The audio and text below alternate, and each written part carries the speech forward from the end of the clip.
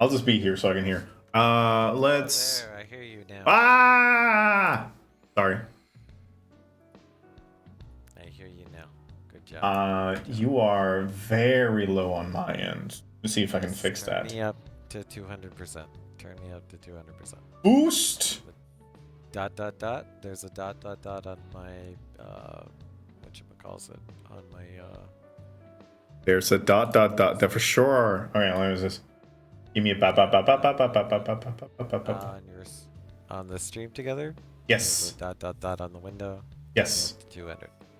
I have now put you up at 200. Still on the low end for me. I'm seeing if I can boost other things. I cannot. I'm gonna lower everything else. Loves it. Go to bed. Also, I don't see your camera. No, my camera is absolutely busted currently. I have Microsoft working on fixing it. It's Wait, what? listen, it's a whole time. Like it's something with the USB settings and stuff like that. It's messed up. Okay. Do you have a? We can also use Discord, and then. Yes, we can use Discord because then I can also share my screen if you wanted to. Yeah, that'll work. Yeah, and then we can use Twitches to make the share chat thing. Yeah. Oh yeah, I gotta turn that on. Start sharing chat. Okay. So just mute your audio, mute your camera, mute your microphone, and then I'll call you on Discord. I'm gonna do all that. Yeah, for sure. Whoop. Everybody, all the way over here. Let me see if I can do a little bit of a. Whoop. No, wait. I forgot the buttons. Oh, wrong. Oh. Okay, we're restarting the overlay. I fucked up. Woo. Okay, we're good. We're good. We're back. Just look at. Don't look at this. Don't look at. Just look at the sweet baby boy. Look at the sweet baby boy. Everything is fine. Okay, we're good. And hup. Oh, hi, Mark. There we go. Nice. There we go. Now the question is, I can boost you again. Yeah, Discord, you can boost me to 200%. Yep. Go. And Go to the other, and then you can. there we go. Share, All right. and then share whatever screen, and then I will capture that. Mm-hmm. I'm clicking on all the buttons. There we go. Going live. All right. All right, move that down. We'll There. You share- go here. Let's try and see if I can find like a. I just saw your Fuki. It's very good. Oh, thank you. Sometimes you're just a risk god. The Fugi, that's fine. Yeah, all right, I'm gonna move myself over to the VIP bar so we can do it from there. Nice. And yeah. Alright. Then I need to go on my stream, get a Discord capture going. So let's see if I can place you somewhere. I'll place you right there. That seems pretty good. You.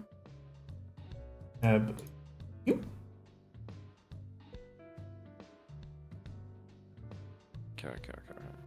Right this way. Alright, let me get cord. All right, let me see if I can see how it looks on your end too. If I have any notes. Oh, it looks pretty good.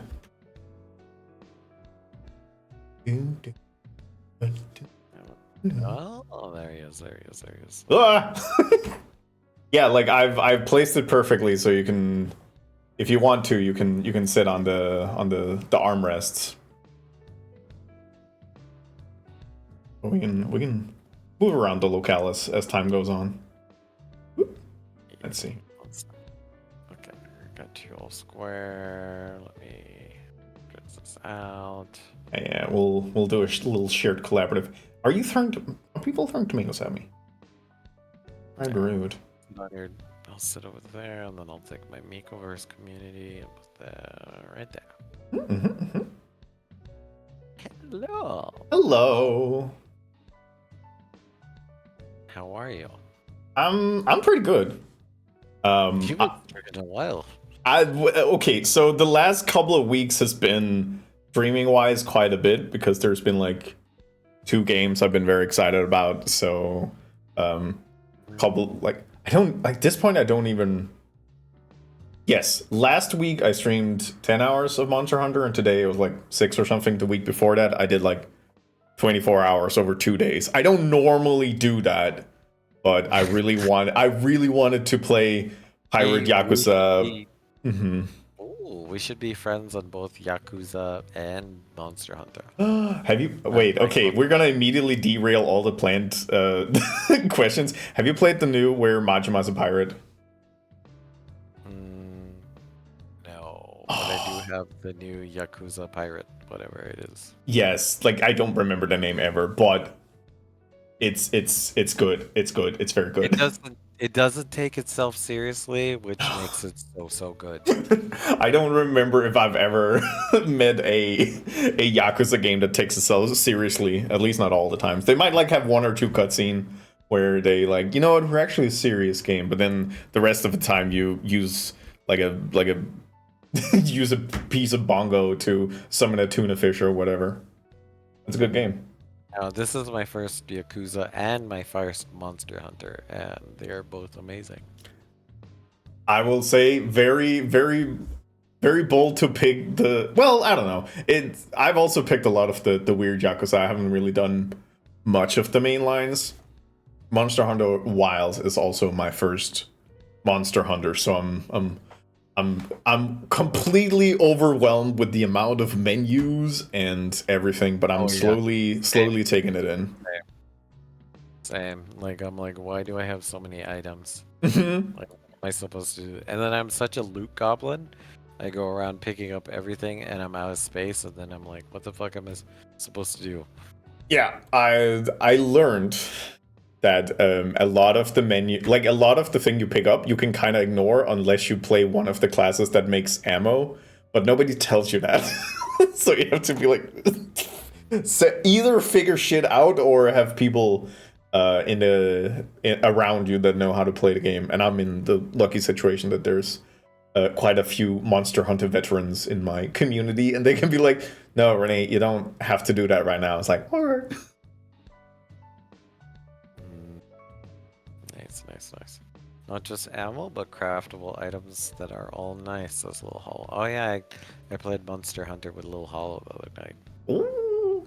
I just got past the credits today, so I'm now officially in high rank, and I can play with other of my friends. Man, Nice. that's pretty good. Me too. I just got past the credits offline. Hell yeah. All right. You want to play it, but it's expensive. I'm sorry, Rory. Yeah, it's either you have a beefy PC and you have to buy the game, or you have a PS5 and then you also have to buy the game. All in all, expensive. It is expensive. And then, like, yeah, GPU wise, it's expensive too. Yeah, I recently got a new PC and I was still like, I'm gonna pick it for console just because then I at least have the stability. Like we're gonna talk about it later, but my setup can have historically been a little intensive, so I'm a little wary of putting too much pressure on my PC. We'll get into it. All right, let's do audio checks. Let me do audio checks. Renee, talk to talk. Talk to talk. Meow, meow, meow. Talk to talk. Meow, meow, meow, meow, meow. Talk, talk, talk, talk. Meow, meow, meow. Meow, meow, meow, meow. I think we're pretty balanced on my side. Yeah, I think I'm gonna give you 2 more DBs, and then we should probably be generally good. Got those? How was that? How was the audio check? Did it look balanced to me? Was it balanced? Did you like the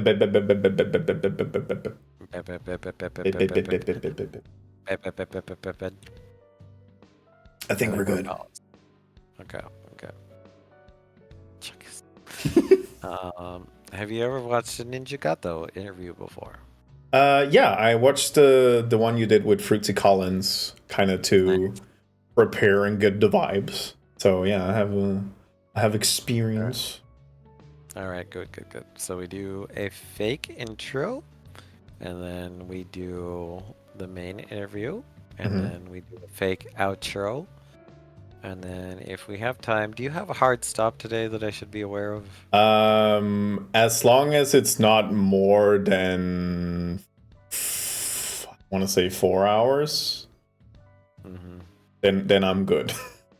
Nice. Okay. Yeah, you've been streaming a while already. Okay. Oh no, that's my sleep times. I'm fine stamina wise. I got a little glass of wine and I got a little snack, so I'm comfortable. I'm sit good. I'm good. Great. Okay. All right. So I will. So if we have time afterwards, we'll do what's called the social media dive, where I'll look at your social medias. Oh no. And see what you put out there. Yeah, only look at my Blue Sky. Like my Twitter, I'm not active. Don't look at Twitter. Don't look at Twitter. Okay. So I can immediately say like I haven't posted in Twitter in years, and when I did, I was using it for more my day job professional thing. So it's not related to my streaming career at all. But the Blue Sky is solely, that is 100% just for my own streaming shits and giggles. Okay. Shit, I fucked up Discord. Hold on. Ah, beans. Oh, I can't look at your Discord while I'm using Discord for capture. It's fine. I'll just wiggle my head around when we start talking. Oh, I gotta get this working again. Also unsure. Hey, my chat, can you tell me what the category is? Because I felt like I changed it, but apparently it didn't change. Yes, we should be on just chatting. We should be on just. It should be. There we go. Double checked. Ah, just chatting. Hell yeah. Woo. No, I'm leaking stuff. That's fine. I'm good. I'm gonna see what's happening over there. What's happening over there? There we go. I'll also start moving my head around. Alright, yeah, we'll just look at your Blue Sky. Alright. Alright, got this. Alright, audio checks were good. Okay. Yeah, we're good. Okay. Okay. Alright. Let me go to my creator dashboard. Let's see. Oh, we just ran an ad. How are you on ads? Do you? I just ran an ad, so I should be good for a while. Yeah, we're good for a while. Okay. So sorry, got those. I'm just gonna ignore the ads. I'm sorry if you get edged, but I prioritize the interview over the edge, so No. I apologize. No. Okay. Got it. All right. As I said, I'm gonna do a fake intro, so everybody in both chats, if you type HIYT in all caps, just like I did, it becomes a hi YouTube. Let me get all the hi YouTubes in chat, and then let me get the stream starting, going. And then I need to cue up the music. So everyone, please type HIYT in chat, and then we'll get this interview rolling. Well, yeah.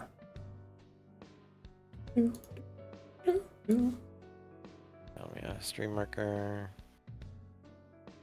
Going live in 3, 2, 1, action. Hello, chat. Hello. Welcome to another Ninja Gato interview. Today I have a very special guest. It is my Unity dev friend, Renee, right here. Renee, Hello. Hello. I thought you did Unreal. Hello. Hello. How are you? I'm good. It's been a wonderful weekend. We're currently in the part of the year where we actually get spring and sun. So it's just been nice. It's been nice, you know. Hey, do you have springtime? Yeah, it's March. It's March. Oh, bro, I'm like, it's still frozen where I'm at. No, I'm sorry. I'm still on the ground. If it makes you feel better, I think they've been predicting that next week, the week we're coming into, we'll get back to like negative degrees. So if it makes you feel better, I might be having it worse next week. Yikes. Yikes. Oh, very cool. So, I know you as my Unity friend. How are you feeling today? How are you feeling? I'm good. I'm good. I have been streaming today because I wanted to play Monster Hunter, and I can now play high rank. I have no idea what that actually entails. I just know that everybody I've been talking to, they're like, "Oh, you got to get past the credits, otherwise you're just bumming around in Lowtown." So I'm past that now, and I'm good. So yeah, and I've been looking forward to this interview. It's been I've been thinking a lot about it. All right. Let me shout you out. Do you have my stream open by chance? Yes. I have Alright, so many windows and tabs and notes open, so I'm so good. Alright, so I'm going to shout you out, and I have a shout out module that's going to play a random clip from your channel, and you're going to have to give me more context on what we see as far as in this shout out clip. So here we go. This is gonna be such a random gotcha pull. No, that one's good. Is it weird that I'm straight with Cloud dancing? Yeah, listen, okay. So I love Final Fantasy VII Remake and the Rebirth series. I've been having a lot of fun with them. Okay. And that specific clip was because I was working on a new outfit for my model, specifically inspired by the one of the two dancers. So not Cloud. I am planning on making Cloud outfit at some point. But I was specifically looking at that one. And the reason why I specifically said, isn't it weird I'm straight, is because I have had like 2 instances recently where some friends of mine were, to say it mildly, wildly shocked that I was straight. I'm giving off a vibe, but yeah. So I was having a lot of fun with that, and the fact that I love that extremely burlesque dancing scene. It just came to me. It's like, man, I kind of get why people sometimes can get confused. Exactly. So you're bro crushing on Cloud, and you're like, it's amazing that I'm still straight. It's just so weird that he is so stuck up, and then for that specific scene, he's like, yes, I know all the choreographed moves. So it's like, Cloud, don't lie to me. Don't lie to me. Don't lie to me. You've been practicing in front of a mirror. You can't lie to me. Exactly. A little bit fabulous. Just a little bit. It's a little bit of fabulous all the time. Awesome. Okay. Being Slay is for everyone if you let it. Exactly. Cat Parrot Cafe. Exactly. Okay. All right. And then the very first question we usually start with is the lore behind the name. Can you tell us the lore behind Renee right here? How did you come up with your channel name? So it kind of ties into some of the people I watched on Twitch before I started. So one of the people I watched quite a bit of, specifically VODs, because they always streamed when I was sleeping. But that was Barry Kramer. But his Twitch name was back then, Barry is streaming. And I always like that because it kind of gives this sense of, being live, being present. And I have a little bit of a fan for alliterations, so I thought Renee right here. Just, it felt nice, it came off the tongue, and it was that sense of just, you know what, when you're here, I am right here, and we're live, and that's how we're doing it. Yeah, Barry emotes. Yeah. Yeah, he used to be an editor for Game Grumps on YouTube, and then he kind of ended up breaking off and doing his own things, and he is entertaining in a way that I find very inspiring. So it was one of the, like, yeah, you know what, yeah, I sense the vibe, I'm picking it up, and I'm going with it. Very nice. Okay. All right, and then the second standard question we start with is the hardware setup. What is all the hardware required to run a Renee Right Here stream? So It's a little unfair question because I got a major upgrade to my PC about 2 weeks ago. I have a new PC. We call it Nice. Mitsutatsu, based off a Yakuza 0 character who is absolutely kick-ass. But before that, I had a PC that was mid-range 6 years ago. So it was struggling with the overlay and the setup I was running. We'll we'll get to why it was struggling so much. But now, well, tell us about your old rig and then tell us about your new rig. God, I don't even know what my old rig is. I just remembered that the graphics card only had 3 numbers, so I'm assuming it's very old. Damn. Yeah, we're back on that one. Do you remember if it was NVIDIA or It was AMD? it was an Intel, I think. What the fuck? You had an old Intel card? Yeah. That 3 digits? Yeah. Listen, I was severely needing an upgrade for a long time. Wait. Yeah. That means that with your old rig, your Unity project was pretty well optimized then. No. No, it was not. No, Okay. that was one of the major issues I ran into. I learned a lot about optimization because I had to. Yeah, like one of the bigger I mean, it's actually in a larger perspective, I've really enjoyed having so much issues with it because I've learned how to optimize, and I try to also help people because I know there's a couple of people who are also building these sorts of setups. And I know like one specifically person where I usually try to remind them of this needs to be optimized because otherwise you're going to explode your shit. Max, who is running a very impressive project in their overlay that they want to make this Tron Inspire world. But they also need to run it, and I really hope that they get it up and running because it's gonna be so cool when it's up and running. But Jesus Christ, I hope Max got a big rig because it would need it. But yeah, so with the 2.0 of the overlay, which is the thing I have right now, I've been doing a lot of focus on trying to optimize things and even done a little bit of code refactoring, which I haven't done before that. And just doing lightings and stuff. But yeah, no, it was struggling. It was struggling. Like even when I was streaming games off my console, just having the software to capture that, plus the overlay plus OBS was sometimes too much.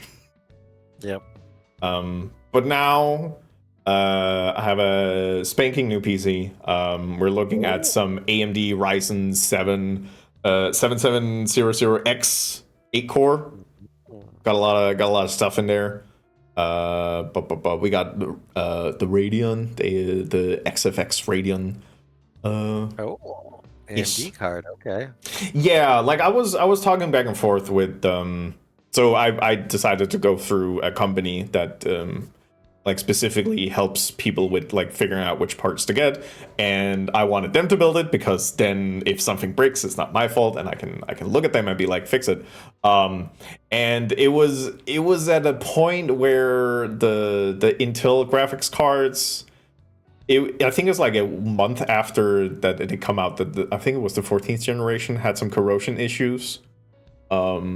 And then they were like, oh, well, just get the 15th generation. I was like, I don't trust you. It's like the 14th generation was also like only showing issues after a couple of years, and now you're telling me that your new graphics card or your new ones are super fine. And I was like, I'm gonna pick something else.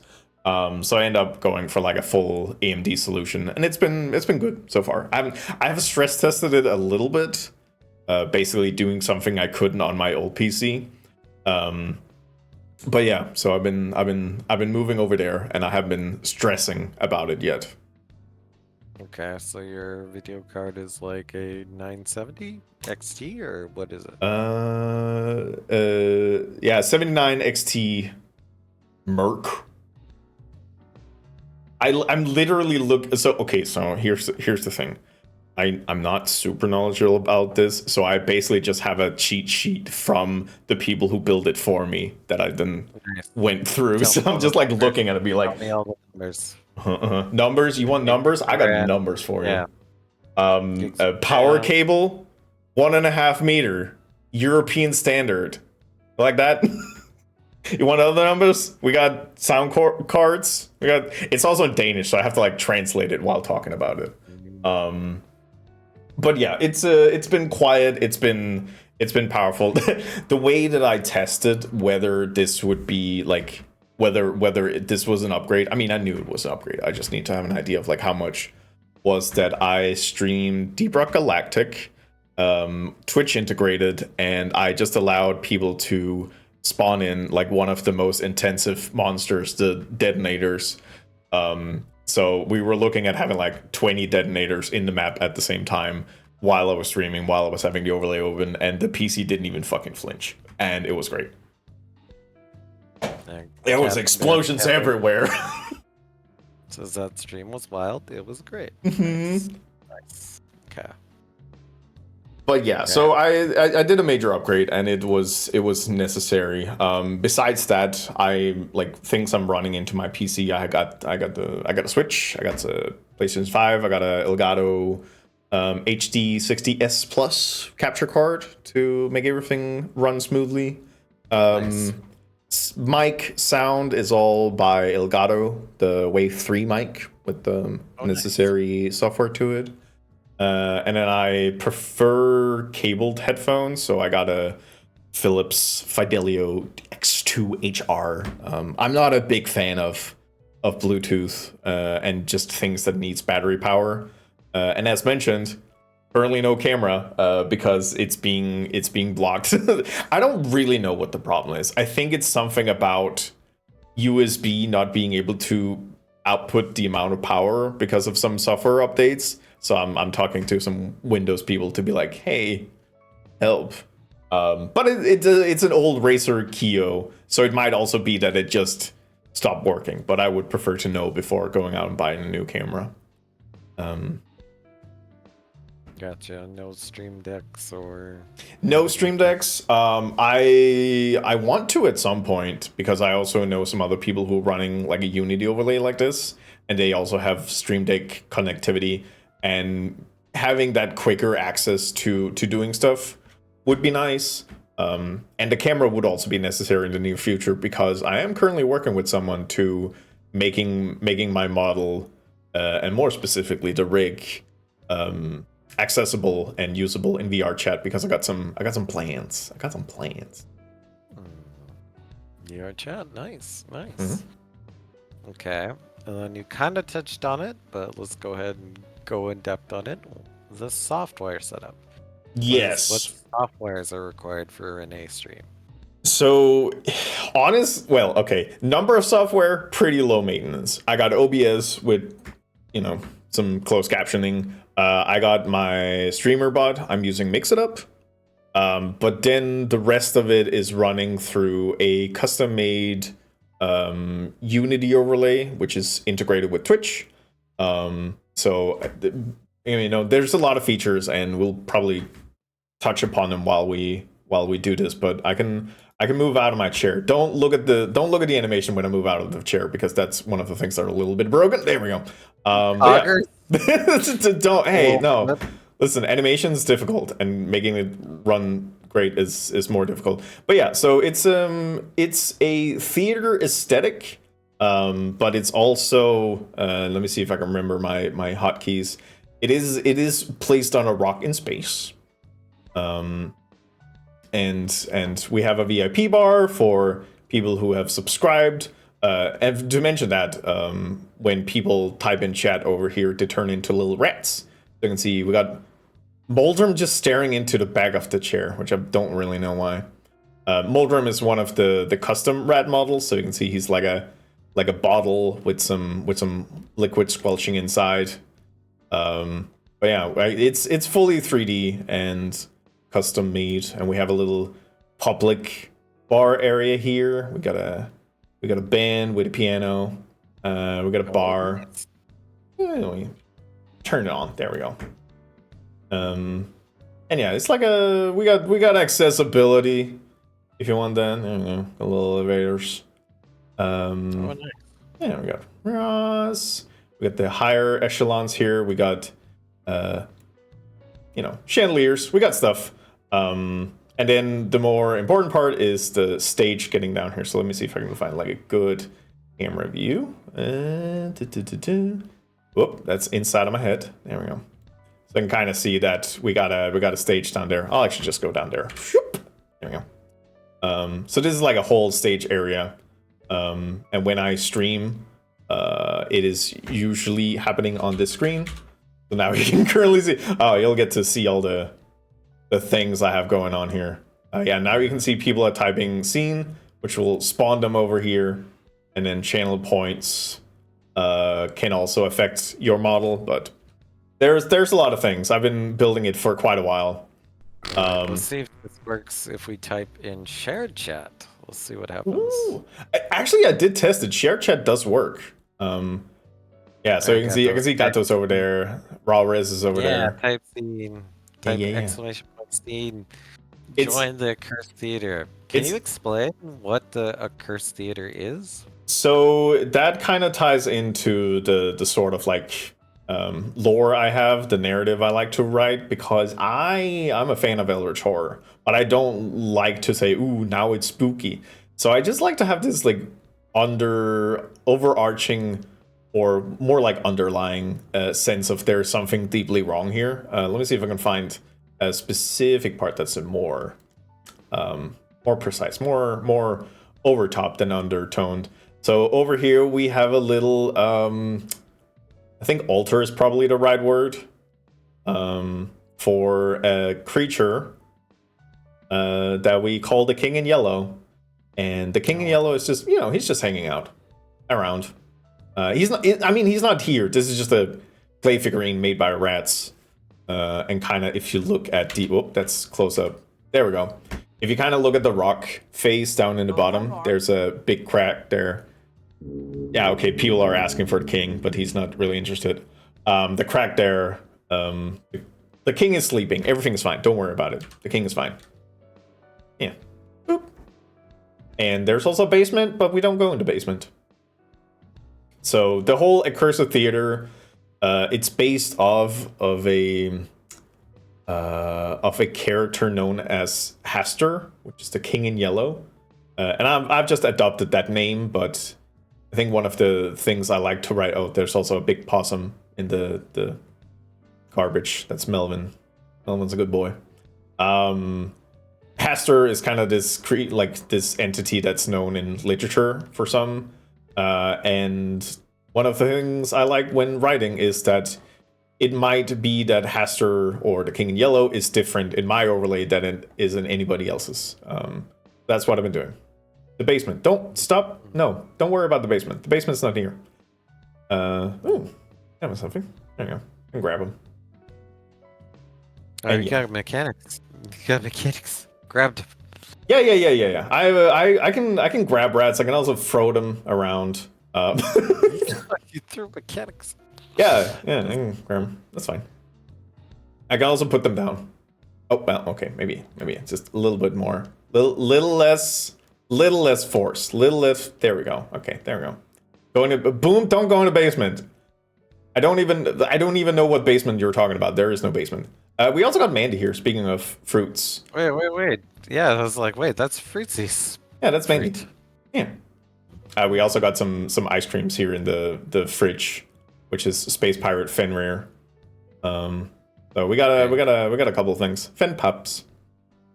And then why is everybody a rat?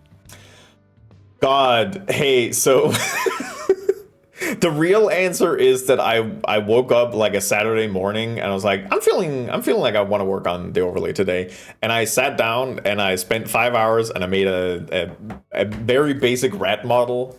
And I thought, you know what, this rules.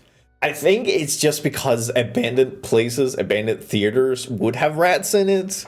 And now it's just a narrative of everybody who enters my domain, they get turned into rats and they're scamping around.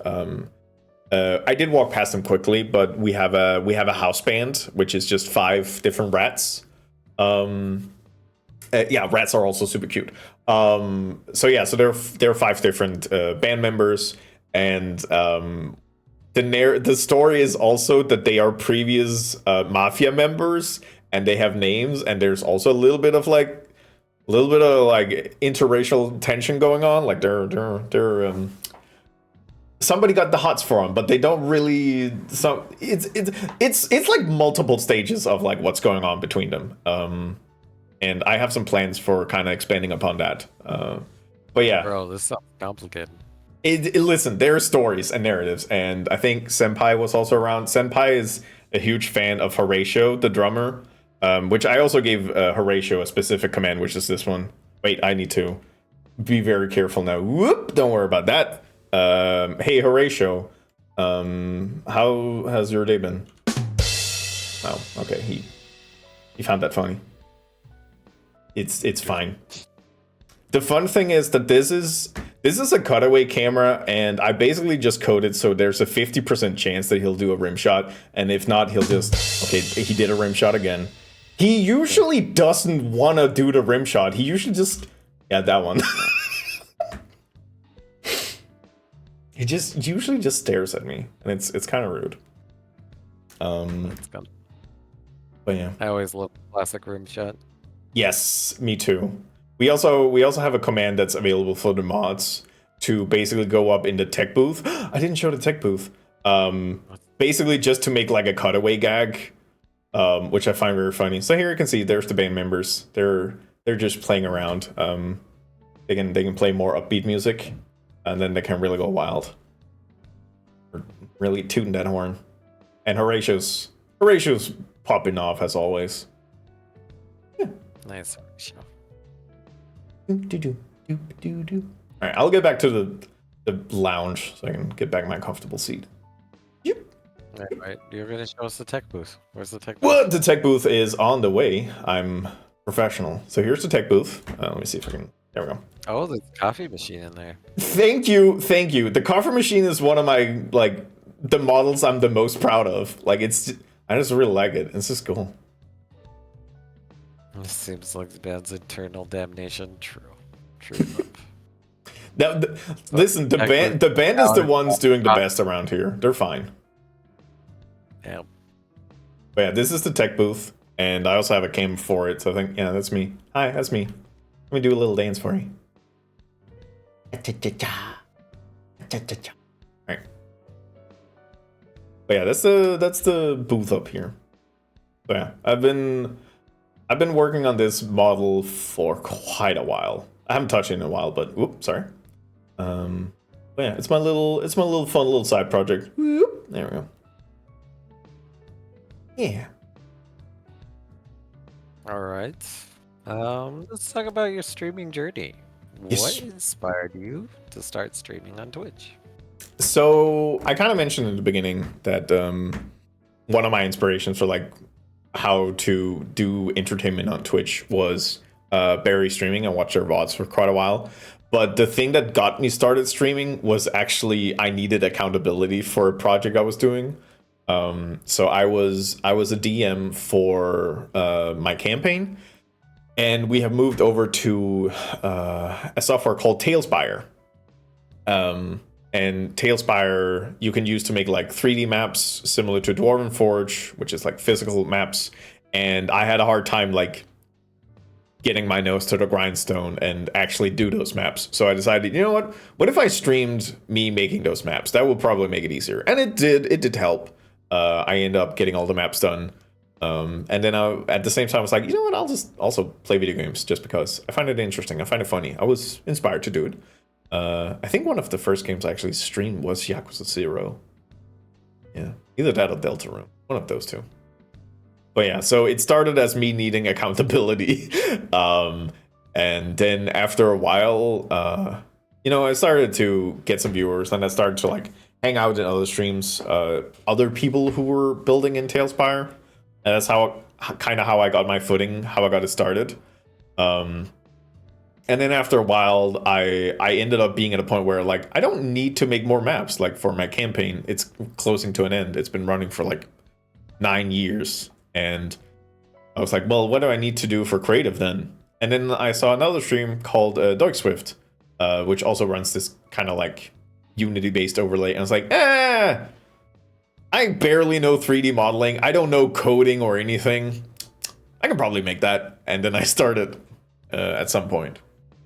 Oh wow. And then Blue on Runes at 9 years. Wait, this has been 9 years of the making. No. So my tabletop campaign had been running for 9 years before I wrapped it up. I've been streaming for 2 years and 10 months ish soon. Working on 3. Okay. Mm-hmm. All right. Did you have any expectations when you first started? How have those changed over time? When I started, I didn't really have any expectations. It's been one of those cases where I wasn't really using Twitch as a I wasn't really using Twitch. Like I was watching Twitch VODs, but I didn't really have a community, or I wasn't really part of many live communities. So I didn't really know what to expect. So I just used it for accountability. So as long as there was one other person around, I was good. Like even sometimes, like some streams, nobody was around, and I was fine. So I just kind of used it for what it was, which was being entertaining and trying to build something. And then over time, caught the attention of some people and managed to get involved in some communities, which then later on turned into having communities spawn out from what I was doing. So I think like over time it turned into a solely I'm doing my own thing for my own enjoyment's sake to becoming more of a I'm doing my own thing, but I want to help those around me to also be able to do their own thing. Like for example, when I started, it took me about 4 months to become affiliate, and it was honestly the follower number that was the issue for me. Like I had average viewers enough, that was fine, but I didn't have enough followers, and I just remember I hated that period of going from I'm starting to stream to I want to become affiliate, because I didn't really know what to do to get more attention. So now I'm in a situation where whenever somebody that is like around my streams start streaming, I want to help them through that part as quickly as possible. Don't look at that quote. So the fact that I can now be in a situation where I can help people, that is the part of the streaming that has kind of changed my expectations. Now I'm at a point where I can actually help people. Cat Baron is saying, yeah, the theater is a good community. Hope have made a lot of good buds through here. Hell yeah. Okay. So it's becoming a problem whenever I have to raid out, because it's like all my friends are streaming. It's like, who of the 7 people do I pick? Theater is a good place. I scamper. Okay. Okay. And then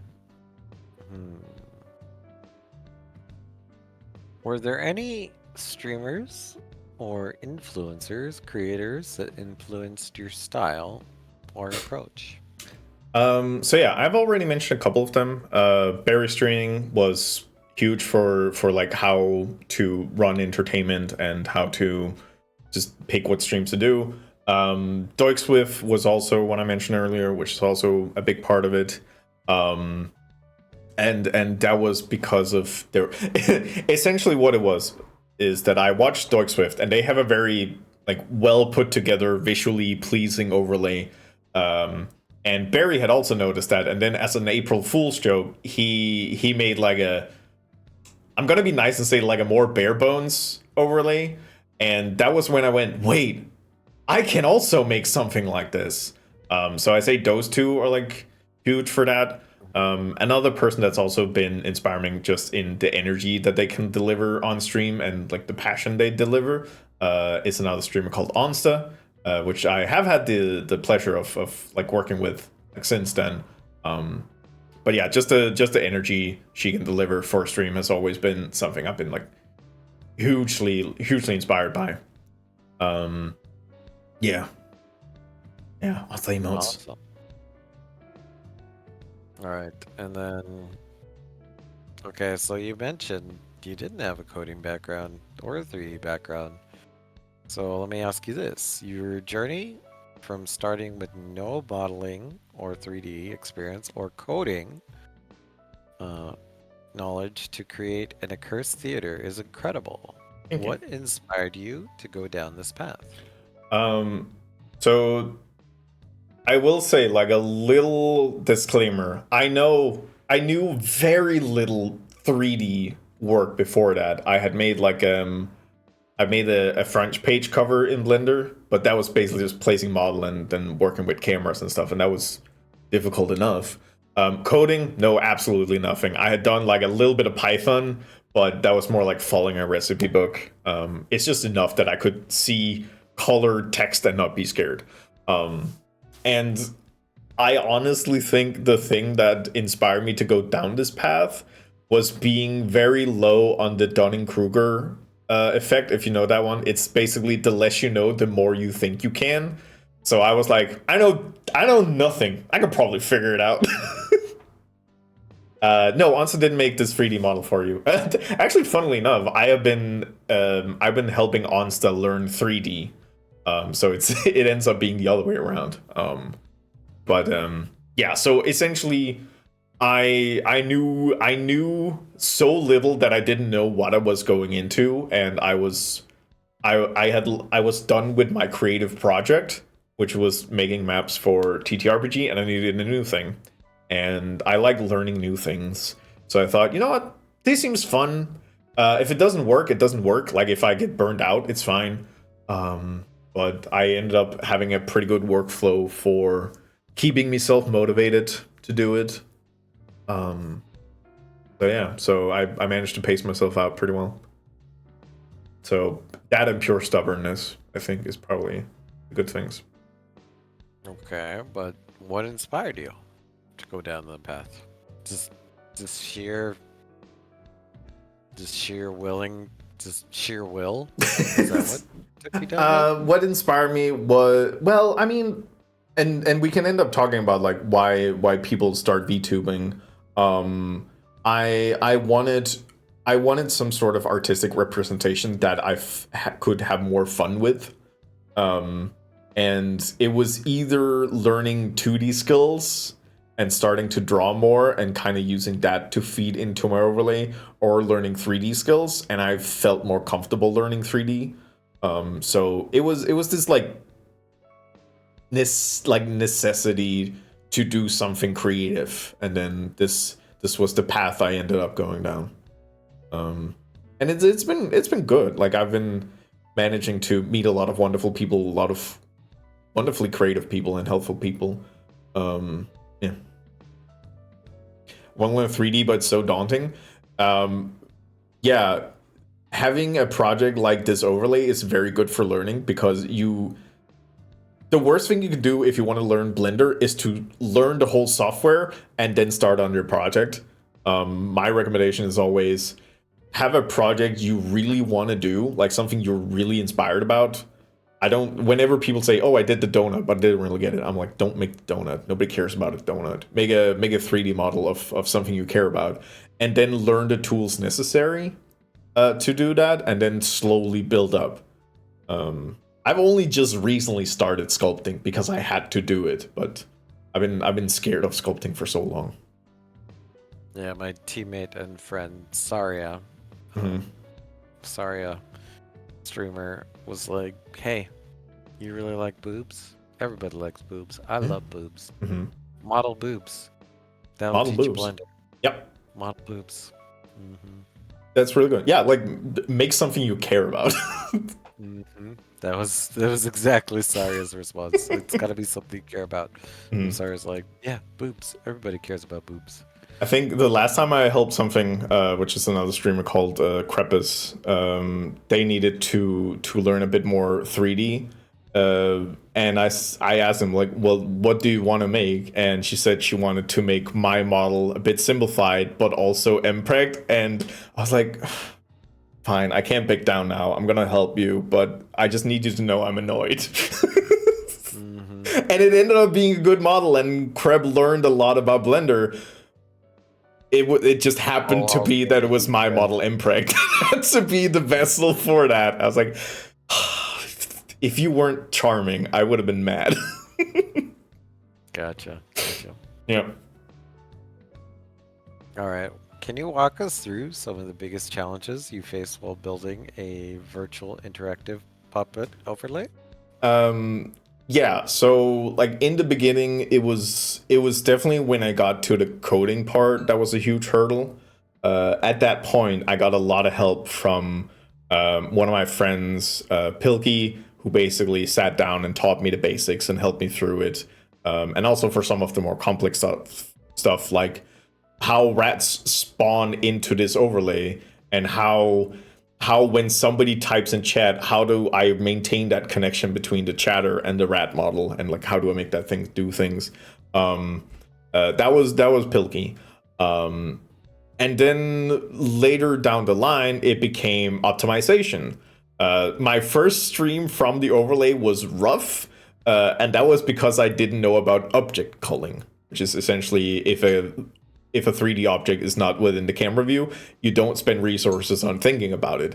I didn't have that, so my whole overlay was loaded in at the same time, and my PC was struggling. And then I learned object culling, so that became optimization. So it's been those on the technical sides, but then also sometimes the issue has been like having a consistent art direction, which is only something I've been like really thinking about the last like 6 months or so, because I've been talking to some very artistically inclined people, and they've been very helpful in saying that, you know, I asked them and then they give me feedback.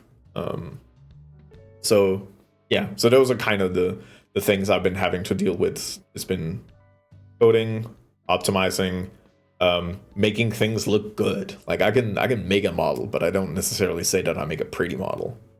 I've been getting better though.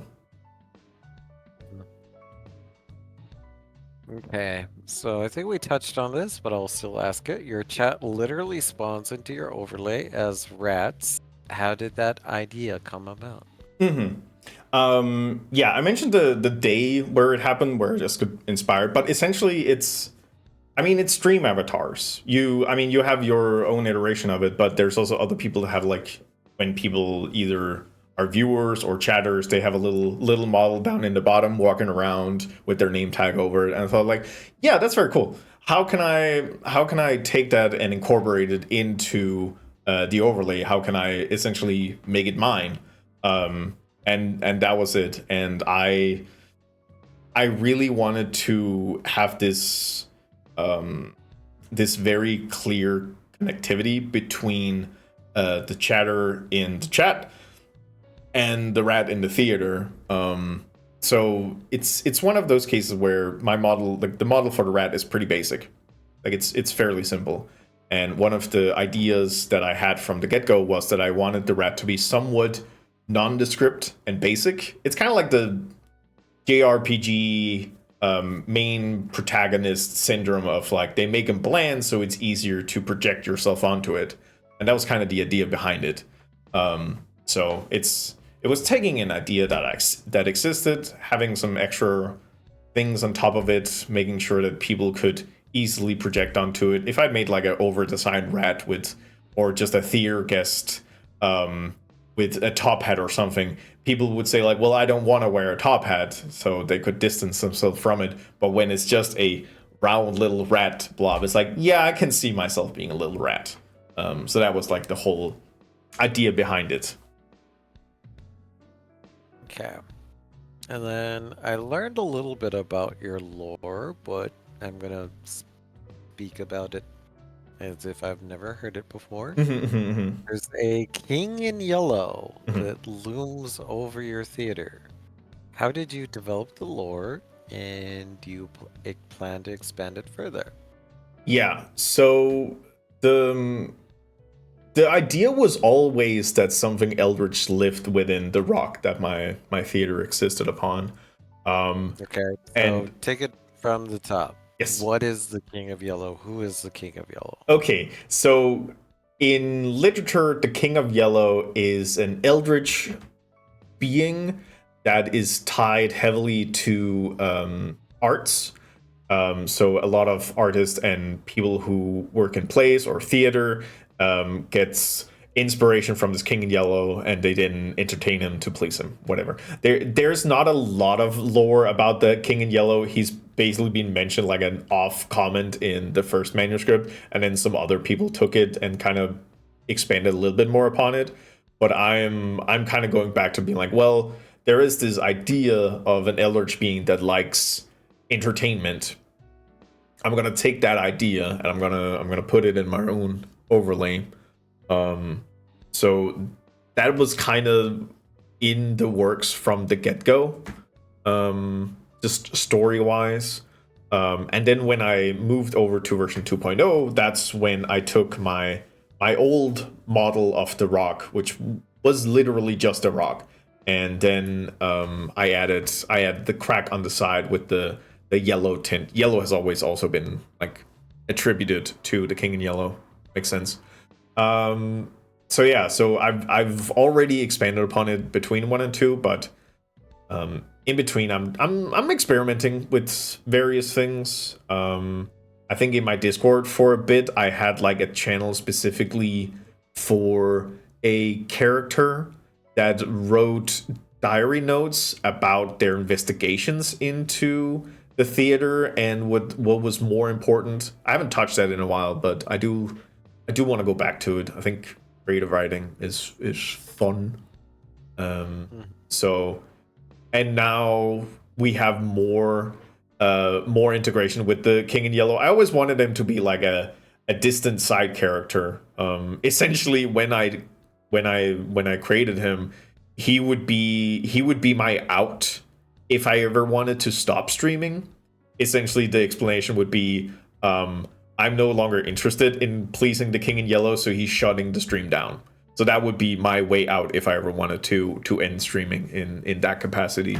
But people are starting, like, we're starting to use the character a bit more. The model we went down and looked at, the snake-like creature that's made in clay and whatever, was made by the 2D concept art was made by Lovesick Like a Dog, which is another streamer, a good friend of mine. And now I've also made a command that is essentially an 8-ball command. So you ask a question and then the king will just respond back with a random non sequitur question, like answer. We also recently made it so that there's a chance that he will just yell silence and then emote only mode gets turned on. Just because I like that idea. So I'm constantly planning a little bit, but often it's because I'm getting input from the community, and I usually end up taking the idea and then forming it in some way and turning it into a new piece of toy that we can play with in the overlay. Nice. Okay, so community has ownership in your lore. That's pretty cool, man. Yeah, for sure. Like the band I was talking about, Horatio and Radmir and Ratshell and Radko, and there's another one. A lot of the interpersonal connections is not something I've written. It's just, well, I think I give like a one line descriptor, and then some people are like, oh, wait, Radko is interested in Horatio, but Horatio is oblivious. Oh my god. So I think my approach to it is I usually try to like send ideas out to the community, and then when things come back, that's when I take it and form it into something. Yeah. Okay, so I know you recently added an ability to play the piano in your project. Yes. Horatio is an ace as distracted senpai. Horatio is quite oblivious. He doesn't really interact with that sort of thing. How do you decide what features to add to the theater? Have there been any community suggested ideas that turned out way better than expected? So they always have to go through me because I'm the one who needs to make them. So if it's way too involved, I'll probably skip out on it. Or yeah, but I mean, in general, I like to at least take the idea or the sentiment of the idea and turn it into something. Yeah, like oh god, I'm gonna sound like a stickler, but I have some very strict guidelines for what I want to see in a feature. In general, I prefer to have very little control over the rat models. I could pick them up and throw them around, but that's because people want it, and then I can also give them uppies. The user also has very limited control over my model. So, for example, I think at some point we're talking about having a feature where people could take control over my model, but I'm not really interested in that. So keeping autonomy between the chatters and me is something I prefer. But that being said, I love taking ideas and turning it into something in the overlay. During December, I was taking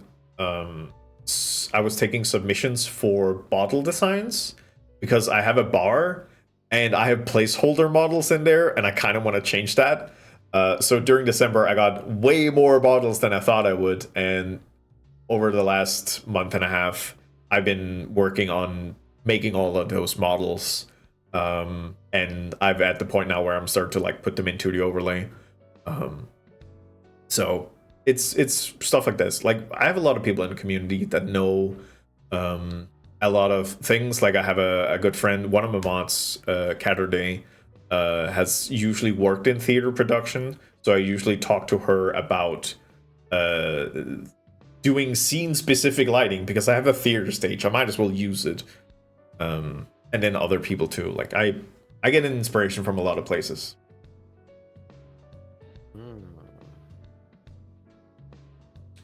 Okay, so you do take some suggestions, yes, / inspiration from your community to add to your theater, but you primarily work to add the different features because you are the dev that has to make it work. Yes. I mean, there are several ideas that I had not come up with, but somebody's like, hey, can we have this? I was like, oh, that is the best idea I've ever heard. And then I've been postponing my other things I wanted to do to add this one feature.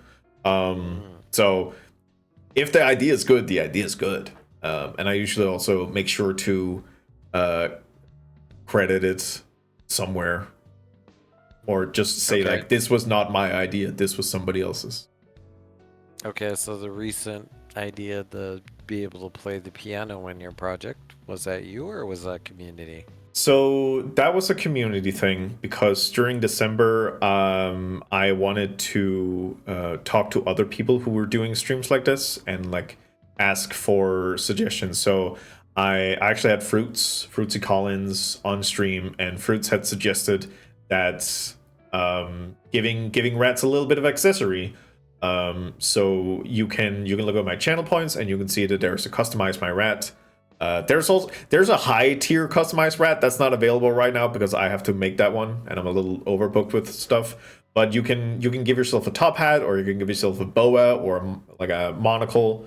That was Fruit's idea. The piano was a suggestion that I worked with together with Doig from Doig Swift.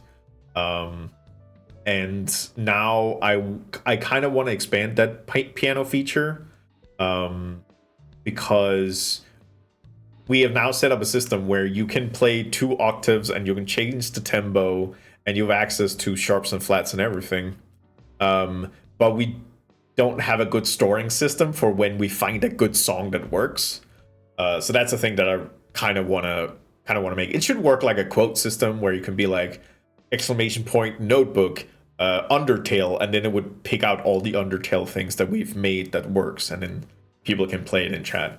But it's fun because I have also people in my chat who are musically inclined, so they also have fun like trying to work out like, oh no, I need to change the tempo here, blah blah blah.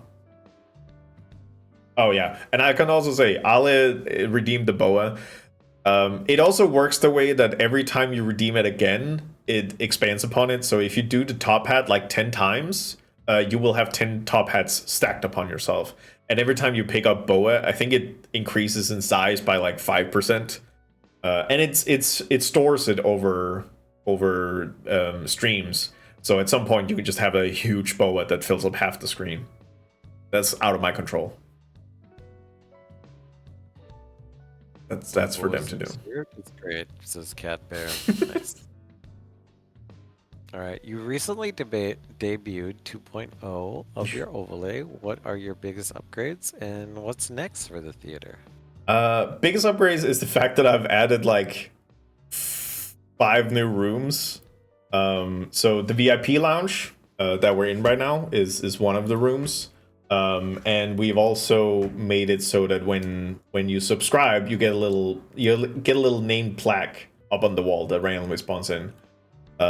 There's also the atrium, which I haven't used that much. I just like the idea of having like an outside atrium. And then I also have the backstage, which I have some plans for in the future that I want to expand upon. So that plus just a little bit of optimization. Always optimize your games. But generally, it's just a signature to the fact that I have learned a lot of Blender since I made this model, and I wanted to showcase that by kind of just expanding on a bunch of things. Optimizing never ends. It really doesn't. Yeah. Yeah, so yeah, just general optimization. I tried to keep all the old features that I had, but yeah, I actually think I kept all the old features. For some of them, it's just a matter of refactoring code, so it worked a little smoother. Because again, some of the code was being built as I needed, so at some point I was like, wait, the thing I've made right now doesn't work for the pressure it needs or it meets right now, so at some point you just need to refactor it because it was working way better. Like, it was way more popular than you thought, or you noticed the bug that you had to go and fix. So yeah. All right. And recently I noticed you became a Twitch advisor. So can you tell us, you're now a Twitch advisor. Congrats. Thank you. What does the role entail, and how do you hope to help the VTuber community? So being a VTuber advisor just means that Twitch recently made or expanded upon a program they have, which is called Creator Camps. In the beginning, it was people doing IRL streams and DJ streams. They got these clubs, and essentially it's just people who generally associate themselves with that category. They can get into a private Discord for those people, and then it's basically knowledge exchange, and then you have advisors, which are people who are considered people who know what they're talking about and can generally advise people on whatever questions they may have. Yeah, because if you look at Twitch analytics, back when COVID started, there was a lot of people who started streaming. Like, the amount of people who streamed like boomed, and then with more people like learning about VTubing, kind of get that way, means that there's quite a huge influx of people who does VTubing on a regular, which is also why the Creator Club for VTubers is by far the largest one.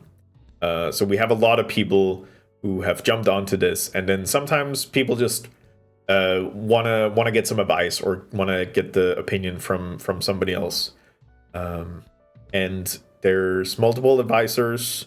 I think 7 in total, I want to say, for the VTubers, and it's ranging from people who are like, some of them are partners, some of them are in the 400, 500 average viewer counts, and then we also have some people who are affiliate and a little lower average viewer count, and that's where I'm in. And essentially, I know one of the advisors, and when they realized how many VTubers were coming in, they needed like extra people. So they interviewed me for about an hour, Twitch staff, and then I got invited in And I've been Oh, nice. I've been trying to help people out. Yeah, so it's generally there. People can send in questions, and then the advisors have a chance to like respond and kind of talk back and forth with people and trying to help them out most possibly. Love some help when I DJ streams. There is a DJ Creator Club, and I'm fairly certain you can apply to get in there. It's for everybody who's affiliate and up, and that's just because Twitch needs to make sure that you're 18 plus to enter that server. So if you're affiliate and if you regularly stream in those categories, or it's VTubers, you just have to stream and you're a VTuber, then you are accessible to get in. So yeah, so that's how it is right now. And then the plans for the future is that people like for example, as an advisor, I could set up a seminar to like help out in a larger scale. But we're kind of building it up, and we're seeing where it goes, and we're trying to make sure that the whole thing works. So we're trying to make it work, and we're helping people out. It like legitimately, we can see that people are being helped out by. Thank you for follow.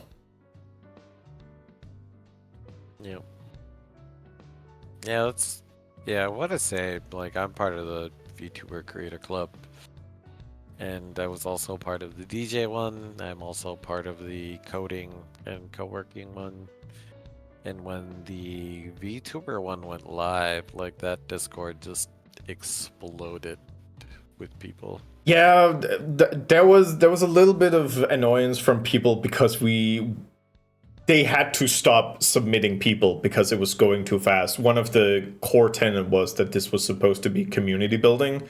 But if you have 100 people rushing in like every day, like it was more than that. But if you have 100 people rushing into your server, that does not make a community. That makes a big pile that doesn't get organized. So therefore they had to like stop it and then slowly feed people in so we can make sure that it had a more of a control growth, because the VTuber was just popping off. Yep. Yeah, it popped off way too fast, way too hard. Yep. And luckily, the people who are responsible for the Creative Club, they noticed that very quickly and be like, we gotta slow down. We gotta slow down, everybody. Come on, let's take a chill. Yep. Also, there's a conspiracy theory that they don't like VTubers as much as other categories, so that didn't help that relationship. No, I mean, there will always be people a little annoyed. I'm like, listen, I have my gripes with Twitch, but in general, I feel like at least these last couple of months, getting to see what they work on has been nice to kind of see that they're trying, and when they mess up, they do actually listen a little bit sometimes. So that's kind of hopeful. And I'm generally anti-Corbo. Like the campaign I'm running right now for my friends, that's a cyberpunk campaign, and I get to be evil Corpo times, and it's wonderful. Generally not a fan. I have seen Twitch do some nice moves after some fuck ups, and it's great to see. Oh, nice. Well, being a shout out to the Artist and Makers Club. Yeah. All right. Speaking of VTubers, VTuber tech has evolved rapidly. Where do you see the future of VTubing heading? So, already at this point, I feel it's at a good pace. But like the thing that I really love to see whenever I see it happening is when the bar for accessibility gets lowered, when system usage gets lowered, because I generally feel like more people playing with these toys, playing with these software, playing with these programs becomes super interesting. I've been looking into some tracking software. Mostly when I hear about people using like tracking software for the VTubers, I generally hear about using iPhone cameras, and that for me that just sounds like a really high bar for getting into it. So I've been looking into other ways of tracking, and it's kind of getting that way. So kind of getting that stronger accessibility into the tech is what I like to see. Mm-hmm. Yeah. So you're saying the future is heading towards better tracking and better accessibility. Yeah, Okay. better accessibility is probably the biggest thing. Like model wise, you can always find somebody who's working on a model or learning how to make models. So, you know, if you want a good VTuber model, you don't have to go out and get the most expensive model. You can find somebody who's learning the craft and you can get it that way. That will help. But on the tech side, having things that can run in the background, like I'm not running tracking software. I'm planning to do that now with my new PC, and I'm kind of working on that on the back end to kind of prepare my model for that sort of tracking. But I don't want to buy an iPhone for that, so I've been looking into other options. And I found one. I think Mordecai uses it. A streamer called Mordecai used that, and it's just using their webcam, and it seems to be running pretty lightweight. So I'm excited to try and play around with that. Okay, so wait, you're 3D, but you're saying that like you're blinking, your mouth opening, it's more. Is your project more interpretive to your voice? So tracking? I'm running a couple of things. So the blinking, that's just baked in. That's just canned animation. So it's Okay. running on a cycle. The face movement and mouth is purely audio based. So it's using the Hikomi lip sync library, which you can also see from live 2D models that don't use audio, like don't use visual tracking. They can just use phonemes. And Hikomi also have one for 3D. So when I found that one, I was like, oh, this is amazing. And version 2 of my model, which is the one I'm using right now, I kind of abuse that knowledge. So essentially, when I'm talking, if I'm making an A sound, it blends the blend shapes of my face, but it doesn't just do the mouth. I've also made it so that the blend shape involves my eyebrows and my ears, so my face is moving way more basically just based on my sound. So I'm using no tracking for this. This is just bop bop beep bop bop bop bop, and that moves my ears around and kind of gives more life to my face, because that was the thing I noticed with my 1.0 model, where I'd only made blend shapes for the mouth and not just involving the face a bit more. Because when I moved over to VTubing, one of the things I noticed was the fact that I'm way more expressive than my model would give account for. So I wanted to kind of feed that back into it. So kind of learned a lot and kind of had a little trick up my sleeve. Nice. All right, so you're through 3D, but with 2D non-motion tracking elements, which is cool, Mhm. which is like kind of in between. Because even within the VTuber community, 3D's in the minority, not the majority. Yeah. Like I'm generally in the camp of, as long like the second you have a static image on screen, you're a VTuber, because you have a virtual representation of yourself on screen, and that's all it takes. And then there are various degrees. I wouldn't say levels. I don't like the idea of saying like, oh, very expensive 3D model is the highest you can get in VTubing. I don't think that's interesting to talk about that way, but you have a spectrum. I also know people who just uses like the talking non-talking PNG tuber, but they also take GIFs, so you can have more motion just by having two states essentially, and then you can have a full spectrum of it. It's like, you know, any sort of like visual representation of yourself, if that is the majority of your representation, you're a VTuber, and then how you decide to represent that, that's up to you. Yep. Okay. All right, and then since you're part of the advisor, for aspiring VTubers or interactive streamers, what advice would you give for integrating tech like yours into the stream? Ooh, I mean, I generally support people who wants to make a overlay like mine. Like, a video game. But my advice would be don't. With the idea being, if I can convince you not to do it, then you shouldn't do it. If I say don't do it and you still want to do it, then you should totally do it. I'm essentially a indie game developer as a hobbyist outside having my normal like 8 to 4 job. So if you want to have these sorts of overlays that I have, you need pacing. You need it's not something that's done overnight. Like I made a 3D adventure game. Also, if you know game development, you would know that the last thing you should make as your first game is a 3D movement environment character game, because there's so many moving parts in it that you shouldn't do as a beginner, and I ignored all that. But that being said, I really love this medium, and every time somebody starts working on these sort of things, I really get interested to see like what are they planning to bring into it, what sort of ideas do they have, because there are some unique ideas that only comes when you have this sort of 3D environment that you can work with. And even to that point, like I'm talking to one of my friends called Farty Arty, who's also been helping me with some of the art direction.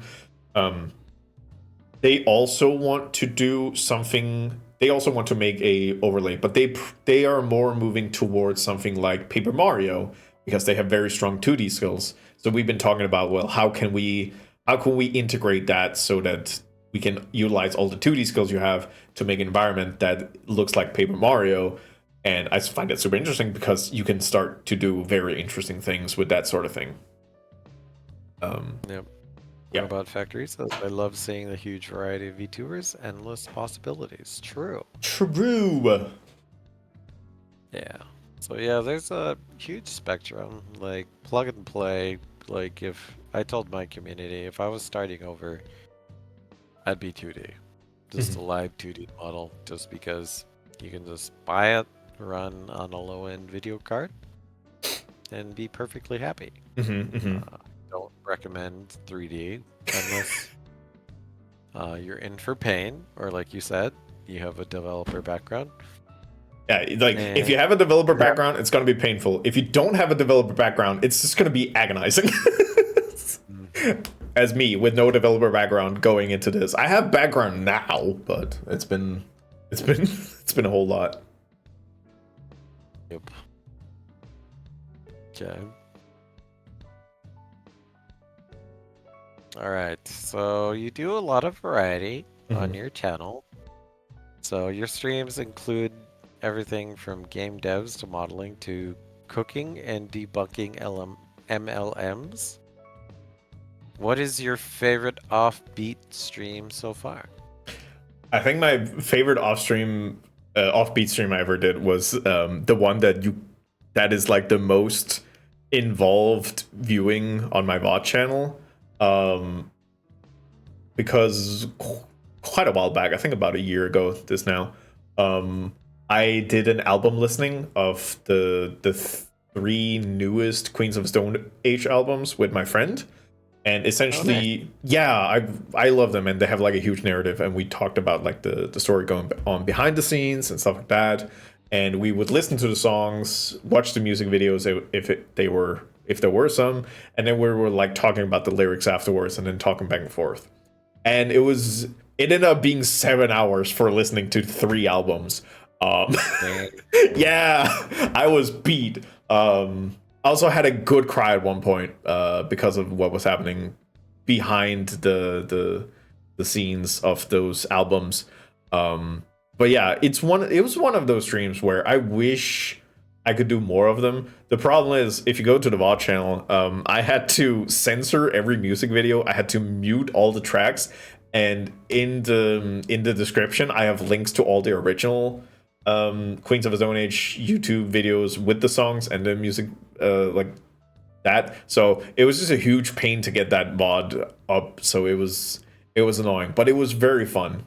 And it's something that I'm doing with my friend now, like once a month or something. We'll meet up, and then we'll just like put on weighted blankets and listen to an album that one of us knows pretty well. And doing that on stream again at some point, that would be pretty good. Yep. Cat Baron says, yeah, that VOD got me through the last of my degree work. Hell yeah. It's very good and worth the effort of queuing up the music alongside. I hope you all do, says Cat Baron. Yes, anytime anybody puts a weighted blanket on me, I go to sleep.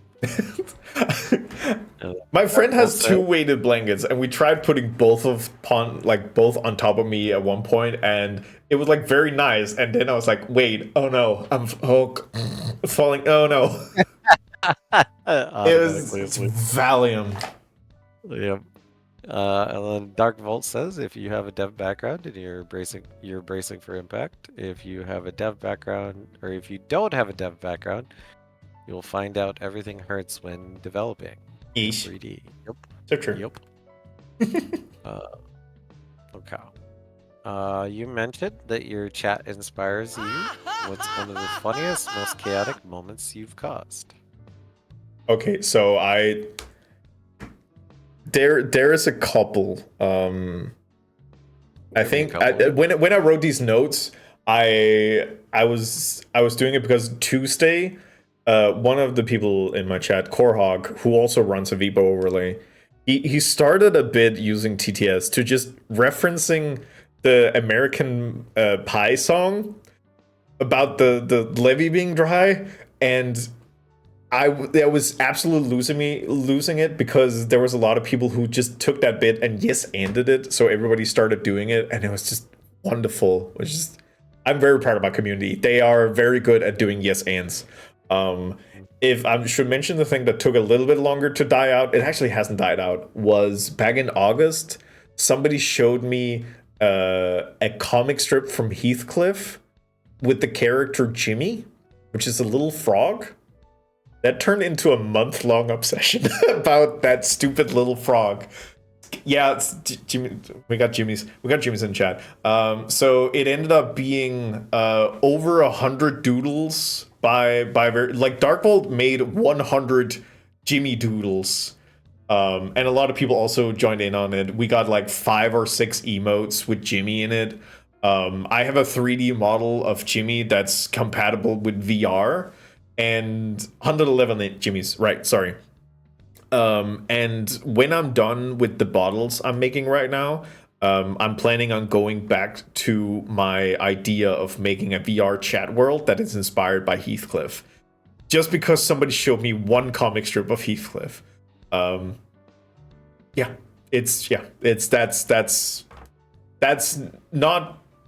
That's fairly normal for me, is getting obsessed to that degree. And I would also say that's probably pretty chaotic. TV, I want to grow up as powerful as you, says Cat Baron. Mm-hmm. Oh, actually, that reminds me. I think there exist 2 clips of Barry that I mentioned earlier, where they saw that emote, and I was like, why is Jimmy an emote? Because one of their mods had seen Jimmy and then added into their BTTV, so suddenly Jimmy was just in the chat. And somebody, another one in the community called Red Goblin Splasha, made a version of Jimmy called Jimmy Hams. And that one, I think, is also a clip of again, Barry seeing it and be like, what the fuck is going on? And that made me so happy that I could just fuck with him.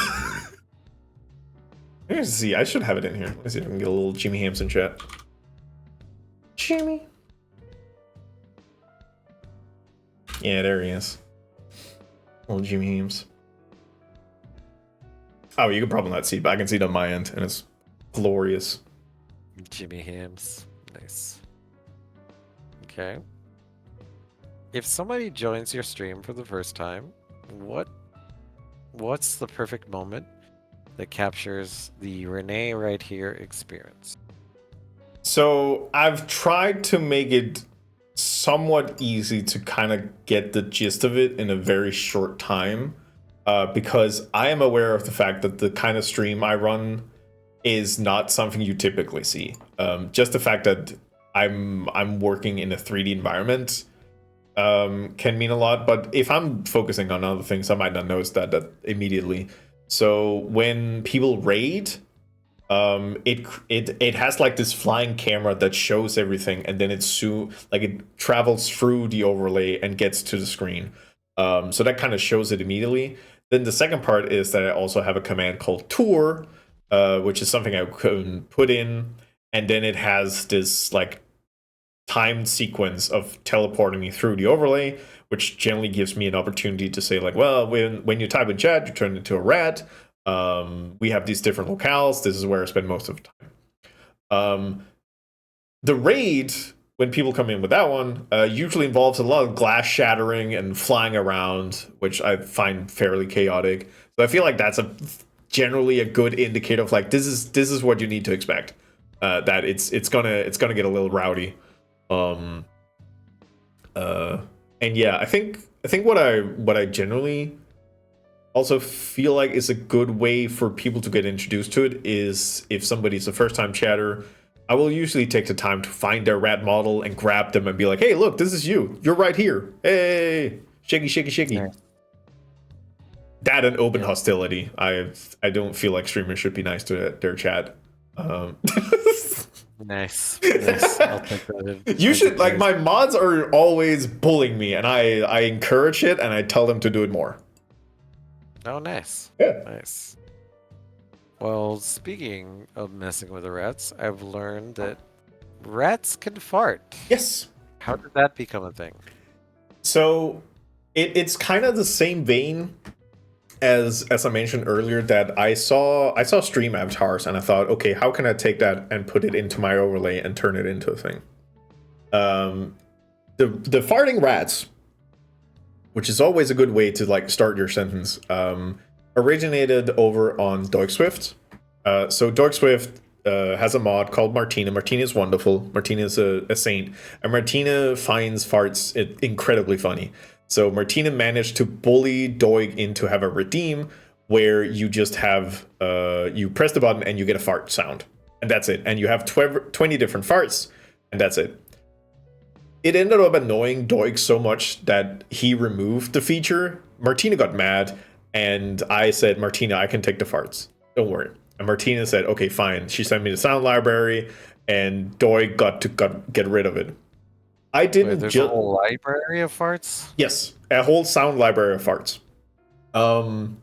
And I didn't want to just recreate the same thing because that to me felt like lazy stealing, and I didn't want to do that. So I said, well, how can we kind of expand upon this? Well, I have the models of the rats. I have a connection between people who redeem and the rat models. What if whenever people redeem the fart, it would make the sound and it would make the rat propel towards me? So that was the birth of it. It was me looking at this idea and be like, how can I make it mine? It's called Free Time. No, this is a bespoke library. Don't ask me how Martina got those fart sounds. And it's a way for people. It's a way for people in chat to kind of affect my positioning a little bit, because when the rat slams into me, I do get pushed around a bit. There is a meta, which is if you do a lurk command, your rat will no longer be affected by gravity and they'll start floating. So you use lurk, you wait a couple of seconds, and then you fart, because then you come flying in from some weird angle. Yeah, it's just fun. It's like I just took this I took this concept that I saw somewhere else, and then took it, twisted a little bit, made it very cohesive with my overlay and the ideas of I was having, and that's generally how I like to utilize ideas I see from somewhere else. Yeah, Boom in the chat is a Unreal dev. I know Boom. Boom is chaotic. Like I'm chaotic. Boom's chaotic. Boom's like next level chaotic, and now she's like, noted. Give cats fart propulsion tech. I fully condone this. Go ahead. It's way funnier than it should be. It is. Yeah, like I will say, like internationally, you could take people that don't speak the same language, all put them in the same room, and then have a fart moment. Yes. And that fart moment is a universal language that everybody will laugh. There is one thing I need to do, which I probably should do sooner rather than later, but if somebody redeems the fart sound without having like said anything in chat, it will not work.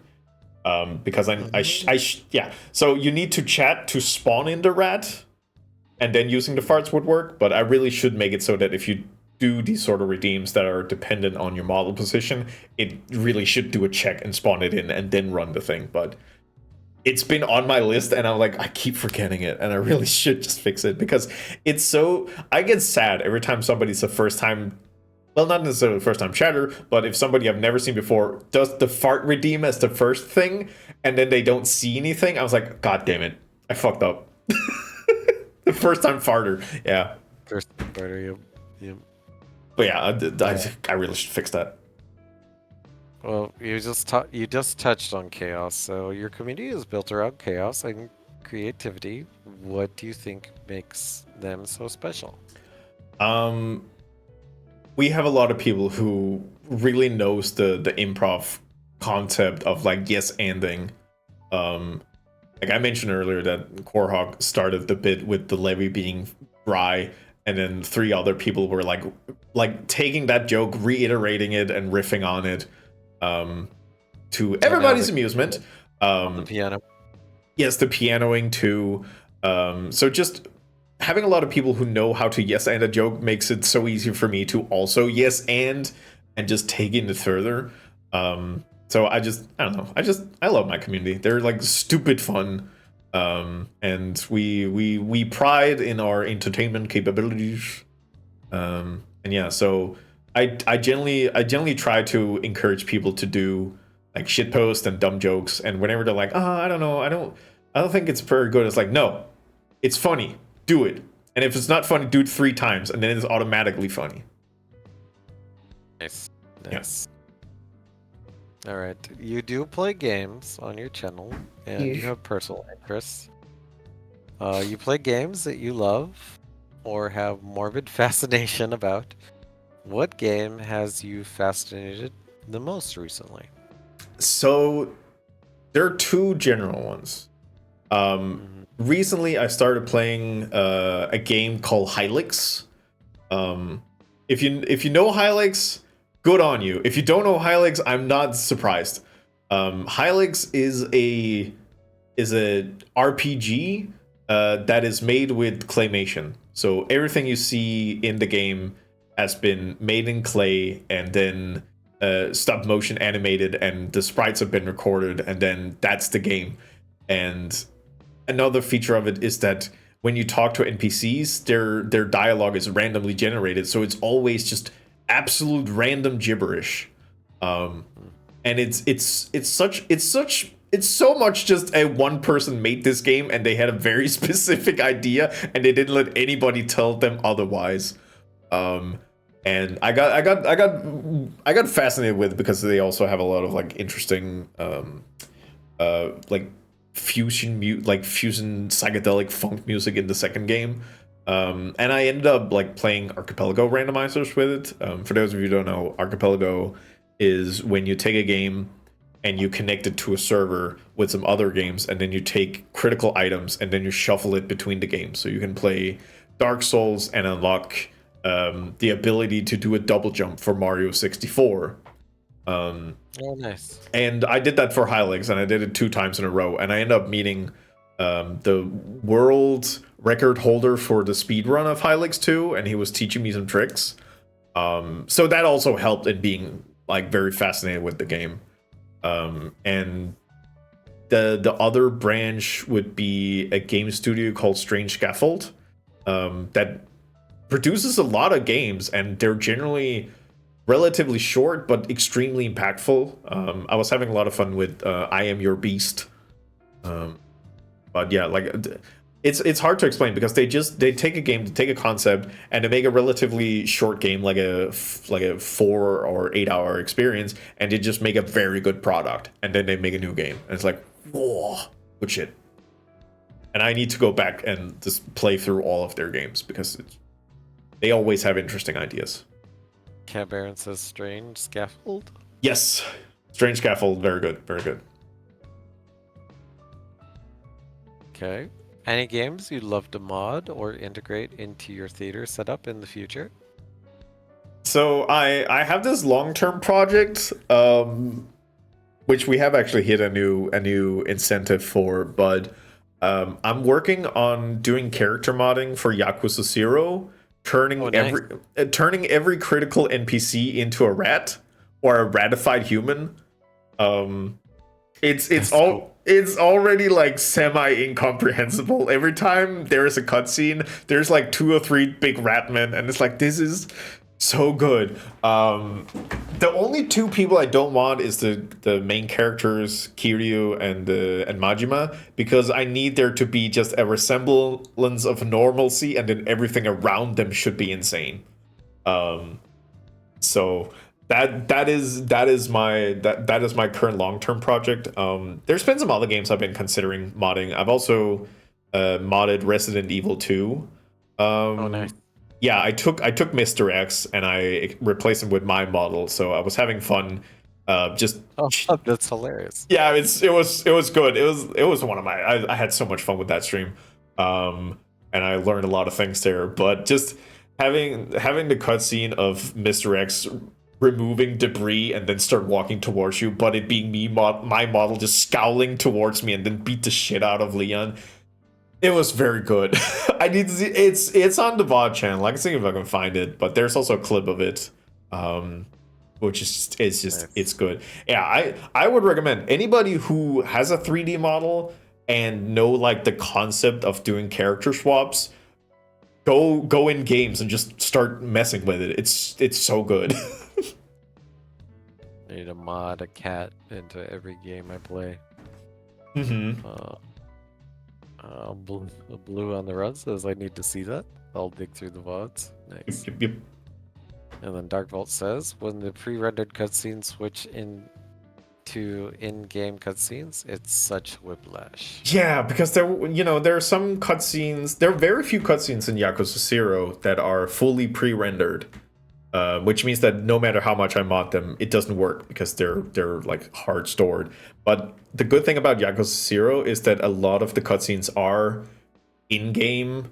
They're in-engine. So you can change them and it will appear up in the cutscene, and you just, there is Kuze, one of the main antagonists, who is about to fight you, and he's also a big rat with tattoos. It's great, wonderful. Yep. All right, and then if you could collaborate with any other creator, VTuber or otherwise, who would your dream collab be? So I mentioned Barry a couple of times, and I think it could be fun. I think one of the main issues is time zones, which is why I'm not really trying to push it so much. And that's just because I've been watching Barry stuff for a while, and I find him fun and interesting. The other one, which is a very recent discovery of mine, is actually one of the founding advisors too for the VTuber Club, which is Pomato Master. And that's because Pomato got a scientific background, and I also do. So I think there could be something interesting to do there, and that would be fun. Like I generally I mostly collab with my friends, and by collabing I mean I play games with them and then do dumb shit with them, Nice. like being voices for other people. So I generally don't really think about collaborating with big content creators. But yeah, when posed the question, that's probably what I could consider being like interesting. Draco help. Hello, Draco. Okay. Wait, you're a Smarty Pants? You have a Smarty background? Yeah, so I'll tell you with the next question, but it's not something I generally talk about because it's not something that really fits in with the rest of what I do here. But it doesn't really come naturally. It comes up sometimes, but I do have a doctorate in molecular biology, so I have a full-on PhD, and I work as an academic research scientist as a day job at a university. and then I do this shit posting and shit giggles in my spare time. What the fuck? So the next question was, what's one fact about you that your community might not know? And you're saying that you're a smarty pants doctor, McPants, that does microbiology stuffs? Yeah, I have a doctorate. But again, like people who've been around for a while, they have heard it and they know. But I will say, generally, when I post this to people who don't know, that is the reaction I get. It's like, what? But yeah, like it came to play like a while back because I did a stream where I had been looking into I've been finding the names of various MLM schemes or things that seem to be LLM schemes like on the surface, and then I started digging into it to figure out like what is the scientific background in what they're saying. Yeah, see, Blue didn't know that. Blue's been around for a while. Secret safe was. My secret is poorly kept. But yeah, so I went through the scientific like background on some of these firms. Here's the thing: none of them passed the stink test. Yep. One of them was my favorite because they had their homepage and they had like, this is our scientific area. I clicked on it and nothing happened. It's like, oh, that's weird. I clicked on one of the other things and it went straight, like it was a hyperlink going to a different place. And then I went back and I realized their link to their scientific like backing of what they did was a JPEG. And I was losing my shit. Wait, which MLM was that? I don't remember, but if you in chat now are considering buying into something and you don't know if it's an MLM, just send me some details, give me the name of the thing, give me like 30 minutes and I can tell you if it's bullshit. Okay, what about like, what is it, LuLaRoe or whatever? Did you go down that one? Doesn't ring a bell. That's like the yoga pants that come in different colors or whatever, I think. I mean, what about Cutco or the knives? Did you go down that one? No, I was generally going for like I think I had a couple of aging creams and stuff like that. They're like, oh yeah, this is scientifically proven to do this and this and that. And then I went through and I was like, no, it doesn't. You're like, I've got a molecular biology degree and I can tell you that's just horseshit. Yeah. Nice. Like the idea arose because one of his friends, his mother, so friend's mother, was about to go into this sort of thing. And he needed somebody to be like, hey, Renee, you're smart. Can you help me here? And I did spend like 30-45 minutes just going through it and like going through their proposed like scientific background and figure out like there's nothing here. So I wrote back an answer to him to be like, hey, there is no evidence here. This seems like a scam. And it was yeah. So that was where the idea arose. And then I just found a list of or I did a little bit of pre-research. I didn't go too much into it before stream because I wanted to be surprised. I legitimately hoped that there would be some papers with some graphs I could look at and talk about, but most of them had nothing. Like I think it was not until I got to like the 4th on my list of 5 that I actually found a graph I could look at. Most of them had nothing. So it's fairly easy to debunk it. You just have to look at their like, this is our scientific background, and if it's a JPEG, they're lying to you. Gotcha. But yeah, I have a doctorate. If anybody calls me doctor on stream, I banned them on site. Like, I don't want that shit. Oh, shit. Well, probably more like a timeout. Like, it's, again, as I mentioned, it doesn't come up often because nothing in my stream aesthetic screams PhD. And if people think like, oh, you're super smart, you have a PhD, then it kind of ruins a lot of my jokes because I like to pretend I'm dumber than I am. For entertainment. I like to believe people with PhDs are just really smart in a very narrow, select. Oh yeah, for sure.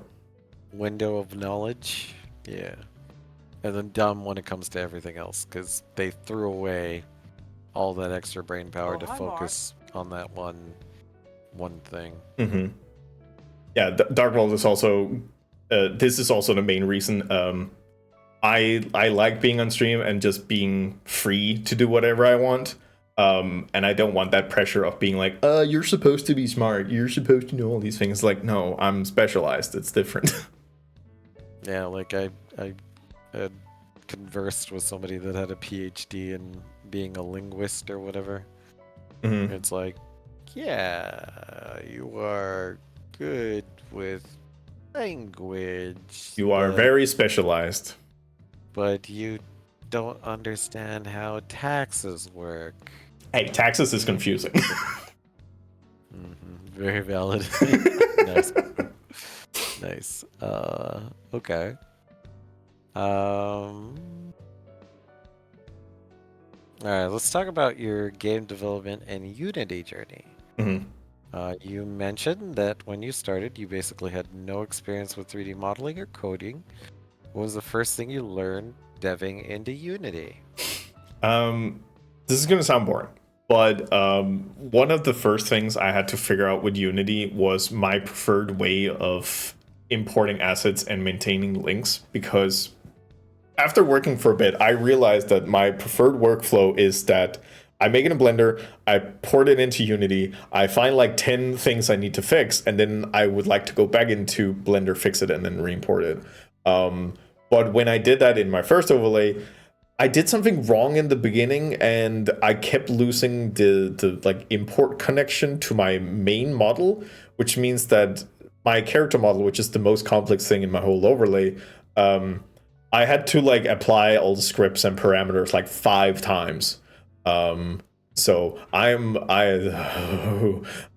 have that fixed now and have a very good workflow, but it took me some painful days of having to apply. Like the lip syncing that I do means that I need to calibrate it, and I had to do that 5 times in my previous model. I've only done it once on this one so far. That's weird that you had to cal it. Yep. Considering you have no tracking. Well, it has to calibrate based on the audio, so it needs to know when I speak how does my A sounds sound like. So it's audio calibration essentially.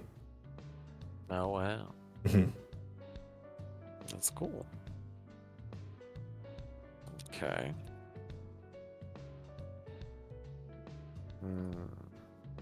All right, next question. Why did you choose Unity as an engine for the Curse Theater? Did you consider any alternatives? Yeah, so when I started, that was before Godot had like a bigger breakthrough. I think it was in Godot 2.0 back then, or 2 point something. So in my mind, it was between Unity and Unreal. And I had placed myself in a community where there was a lot of people who knew Unity. So it became a pretty obvious choice because I knew I would need help at some point. So it also seemed like, for what I wanted to do, like I needed to run something fairly lightweight in my overlay, because I knew I would also sometimes need to like run a game at the same time and run OBS. So I couldn't have something with like high visual fidelity and insane stuff like that. So I ended up picking Unity because it seemed to be easier to make something low fidelity. I did have the weaker PC back then. So it ended up being because it seemed that it would be easier for me to do running it, but also having help from people to teach me how to code stuff. So yeah. Okay, so the communities you were part of were already utilizing Unity? Yeah, so one of the people that I also mentioned before, Pilkey, essentially coded a wrapping library for all the Twitch events. So basically, Twitch needs to be sent to Unity somehow, and that goes through, at least for me, it goes through something called Twitch Mata that Pilkey wrote, and it makes the coding way more simplistic. So a lot of like inbuilt features are condensed down to single function. So it makes more sense. And he did it all in C#. So I was like, I'm gonna do it in Unity because then I can get help. Nice. Hmm. Yeah, Boom Poo's Unreal said you could have learned spaghetti. There is. I've learned that there is like a visual coder for Unity. I just haven't really messed around with it, so I could make spaghetti in Unity. Yeah, If I wanted to redo my whole coding, which not gonna fucking happen. Yep, not gonna happen. Also, like, it's good to have variety in the game engine market, because if they ever become like a duopoly or like a, monopoly, forget it. Then we're fucked as Yeah. gamers. Yep. Yeah. That's So, also as I mentioned, like back when I was making that decision, it was between Unity and Unreal because I heard Godot, but I was like, it seems like it's I don't know. It seems like it's not really done yet. Godot has made like huge leaps, and the Twitch model also works for Godot now. So if I were to start now, Godot would seriously be on the consideration table because of the little poo poo PR nightmare that Unity went through like a year back, where they wanted everybody to give them all their money, and everybody's like, no. Ew, why? Stop. Mind your business. yeah, Darkvolt said it was before Unity put their foot in their mouth. True, Yeah. Darkvolt. They realized they couldn't get away with it, so now they're waiting for a day where they can get away with it. If it were Unreal, I could have helped a bit more, at least with this setting up models, says Darkvolt. Yeah, I also know, but it would have been the coding that would have been the biggest issue. Yep. Which, as you know, this cat's in Unreal. Yeah. Part of Team Unreal VTubers. Ish. We can still coexist for now. We can. Well, we're still part of the minority, dude. Yeah. We don't need internal strife yet. Yeah, we don't need internal strife because we're already like hated as 3D as opposed to 2D. We're like 12 people. Yes. I think custom Unity projects, I've only interviewed one other streamer that has a custom Unity project, and that is Mizuki. If you don't know Mizuki. I actually don't. Should check them out. Flies of Fries? Yeah, I'll shout them out later and you can check them out. Oh yeah. What's going on if it flies of Fries? Okay. I can't steal shit. Yeah, listen, Boom, we can talk ideas, but I can't give you code because I'm sorry, it can't work. But we can talk ideas. Listen, add propulsion, fart technology, grab it.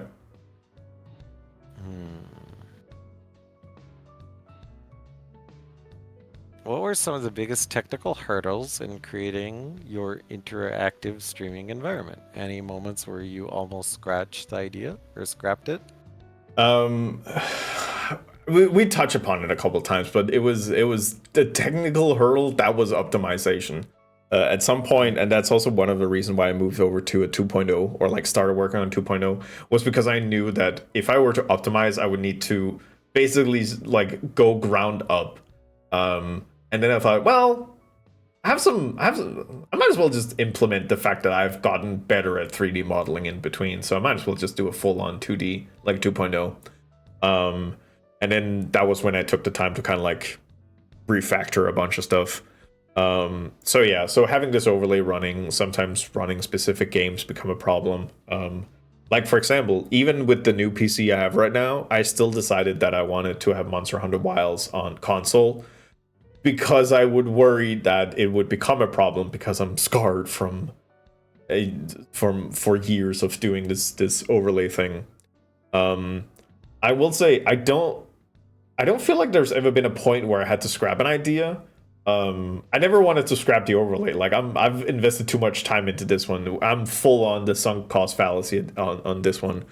And I don't think there's any like games I avoided. Because generally when it's between streaming and the game and my overlay, where one of them have to be shut down, it's not going to be OBS because I need to stream. It's not going to be the game because that's what I want to play. So sometimes in the previous 1.0 model, I would sometimes just turn off the overlay and be like, well, I can't have the overlay running today. That's just not going to happen. And I really want to play Remnant. So that would be the thing. Yeah, having a GPU that can handle. Yep. I will Yeah. say that that's a common thing between you and Fruitsy, which like I actually envy Fruitsy Hmm. because Fruitsy's project is very optimized in the sense that it has a very I want to say like GameCube feel in a Hmm. GameCube graphics era, and it looks amazing. Like, and they specifically dev their project to be optimized around that. Yeah. Which optimization is huge because like I've tried to do stuff in my project, and just because like I'm like, hey, it's Unreal Engine, I can do all kinds of cool heavy stuff. And then like yeah, well, I want to do ray tracing, and I originally started with a 2080. Like Hmm. that's not possible. Yeah. I couldn't do reflections, I couldn't do mirrors, even though that was an Unreal, you know, technology at the time. So no, I actually envy a lot of the devs that start with lower end GPUs because it starts them thinking about optimization from square one, Hmm. whereas I did it the wrong way where I started doing cool shit and then had to reverse into optimization. Yeah. I mean, honestly, that is also what happened to me. I started not optimizing stuff, and then I was like, wait, it can't run. Shit. Okay, and then 2.0 got very optimized. So yeah, Mm, that's also why I'm like, I'm happy that I started with a low end PC because it has forced me to be like, I need to make sure that this is running in a sensible way. Because mhm. I am going to build an overhead, and at some point it's going to be a Yep. problem. But I want to push that so far down the line. And Dark Vault says the rats originally had so many polygons. Yeah, I've Ooh. I've cut the rat polygon by like a third or something, so they're like a third of what they usually was.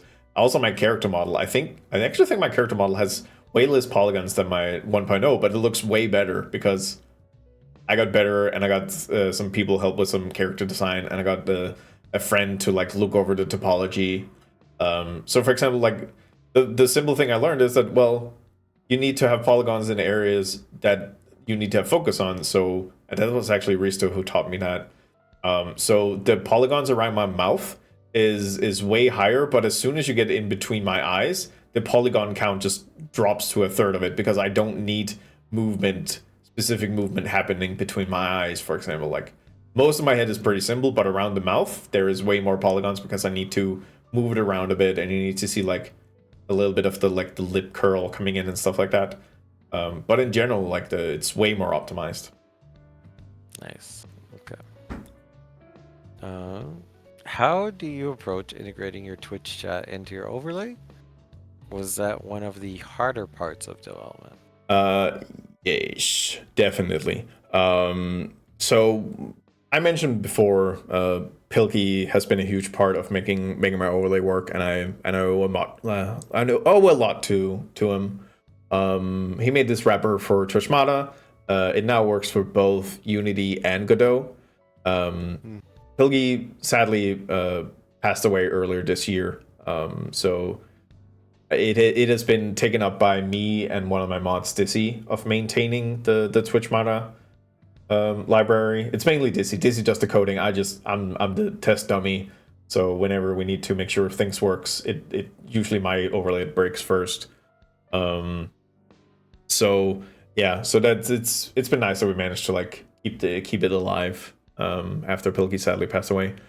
Um, so more philosophy wise, I also touched upon this before. I want to make sure that the chatters who get a rat model, that they have the most autonomy over their models. They can place themselves in front of me by farting. They can teleport around the overlay by using specific commands. So there's like this push and pull happening, and I like there being some sort of dynamic coming in. So that's how I like to integrate these sort of things.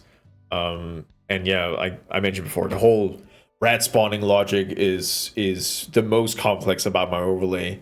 I think it's spanning like 6 or 7 scripts because I need to keep track of their names and their positions and all the commands they do and animations, and I'm just adding more and more into it. So it is definitely the most complex thing. But I've tried to make the scripts so they're fairly modular. So whenever I need to add a new thing, I usually just look at the scripts for like 5 minutes and be like, oh yeah, okay, yeah, this is where I need to put it in, and then beep bop bop bop beep bop bop, and then it works fine. So it was designed pretty well from the beginning, and I'm very happy about that.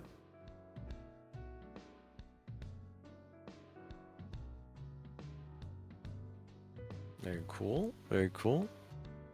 Do you have any favorite tools, plugins, or assets that made your work in Unity easier? So the one is the Hikomi lip sync that I mentioned. The other one is Cinemachine, which is just a way easier way to handle cameras and dynamic camera movement.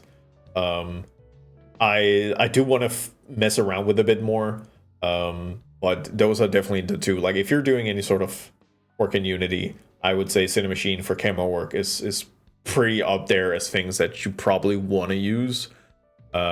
And then the lip sync is very specific for my model. But I'm assuming like if you're making a game and you want your characters to move and you don't want to spend a lot of time like lip syncing and you don't want the Hikomi lip sync is a fairly easy way to integrate that sort of stuff.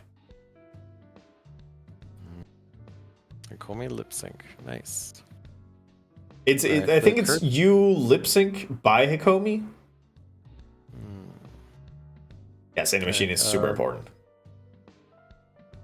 The Accursed Theater is a living project that evolves over time. How do you balance development with keeping the experience fun for viewers? So I try to keep backend stuff off stream. So things like character controllers and light baking. I like to keep that sort of thing off stream because that's a lot of like fiddling with numbers and then doing a little bit of testing and be like, that's bad. Specifically the light baking, because I haven't done light baking on my new PC. That's still inherited from the old PC. But when I tried to do light baking on the overlay, it would take about 14 hours. So, oh wow, yeah, I put that shit on and then I went to bed. Yeah, moving one object and then baking it all over again. Oh boy. Yeah. So that's not like, and also the reason why I had like major reason why I had to leave it over was that it didn't just take 14 hours. It took 14 hours where my PC was just occupado. Like I couldn't do other things on it. So that would be very bad stream wise because it would just be a slideshow and it would be horrible. So I don't do that sort of stuff. So I generally try to keep the things I work on for stream, try to keep that user guided. So that would be, for example, like essentially it lets people see the toys that they will get be made. So it's been a lot of like modeling rats, because I have a redeem. I've changed how it works now, but I have a redeem where people can cash in a lot of points and then they can get a custom rat model. I think we saw Moldrum earlier, which was basically me learning how to use shaders in a different way. Darkbolt also has a custom model, but Darkbolt made their own model, and then I just etched it in. So those are like the two lower cases, but I think I have about 15 or something custom rat models now for people who've been in the community for a while. But yeah, so generally I like to keep it to be things that people in chat will end up playing with at some point. And then it's also nice to be like, oh yeah, like the bottle Renee is working on right now, that was designed by Fardiardi. And it's like, oh cool, yeah, I know that guy, yeah. Okay, if you had unlimited resources and time, what dream feature would you love to add to the theater? Online multiplayer. Oh wow. If I could make it so that people could log in and control their rats in a one-to-one basis, that would be the dream. But that's difficult and takes a lot of time. But yeah, like if unlimited time, unlimited resources, people to help me, people to work with it, online multiplayer for sure. Just the idea of trying to stream a game and just having little rats run around up on the stage and like jumping up and doing stuff, it would be so amazing. It would be unwatchable, but it would be so fucking funny. So yeah, that would be the thing, and I think everybody who has this sort of like 3D overlay, that is, thank you for the follow, would be like the dream goal, because it just gives this interactivity that is basically unheard of. Yep. Well, let me do a plug real quick. So I'm using a product called the Micoverse. Have you heard of the Micoverse? Yes, I have. Yeah, so if you can make any of your models into a VRM, you can be interactive within this app. So currently, I am in a map that a streamer by the name of Extra Pip is live currently, and I'm in the map with them. And I also have an AI with me, and you can move around, hang out, dance, do different animations and different things. So it has that streamer slash community connectivity available. You can build custom maps, but you have to use the existing infrastructure and assets that's within the library. You can't like import your own, but it is a way for community members to hang out. That is a good point, but God, it would need to be in the overlay. But there's like so many other things I need to fix first. Like for example, the way my gravity system works means that if I walk out of the asteroid, I just fall forever. But one of the things I want to do in the near future is to see if I can figure out essentially a Mario Galaxy-esque gravity system where I'll just stick to the rock, for example. Because that would also mean that if I ended up getting into multiplayer, then rats can't just run off the rock and then be mad at like, I'm falling forever. I was like, well, you walked off the cliff, so that's on you.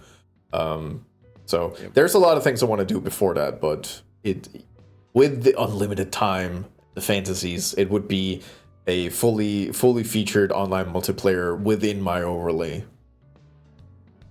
That would be cool. I think if that happened, I would probably stop having development days, and they would just be like fuck around days. Like that's just come in. Let's figure out what we can do. Can we coordinate so everybody like stands on one side of the stage and runs to the other side? Like that sort of thing would be what I would then do. Just coordinating people to do stuff. I got you. Yeah. Are there any other Unity-based projects or experimental features you're working on outside of your stream environment?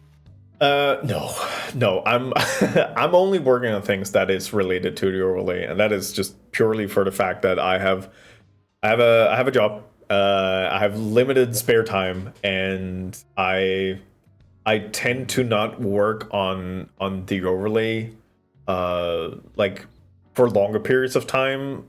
For example, during December, I changed every regular streaming day into a development day, and by the end of the month, I was going insane. I just needed to play video games to kind of relax.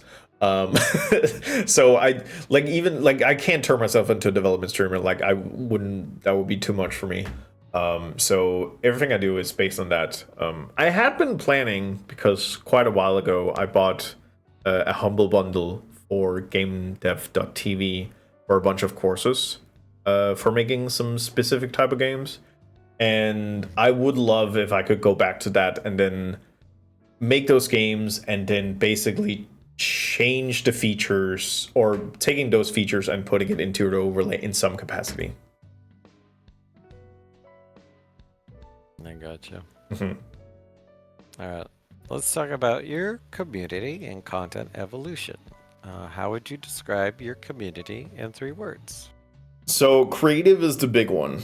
We have a bunch of people who are either skilled 2D artists or 3D artists, or in any sort of other feature, or I would even say like comedic people who know how to construct a joke. I would also consider them in the creative bandwagon.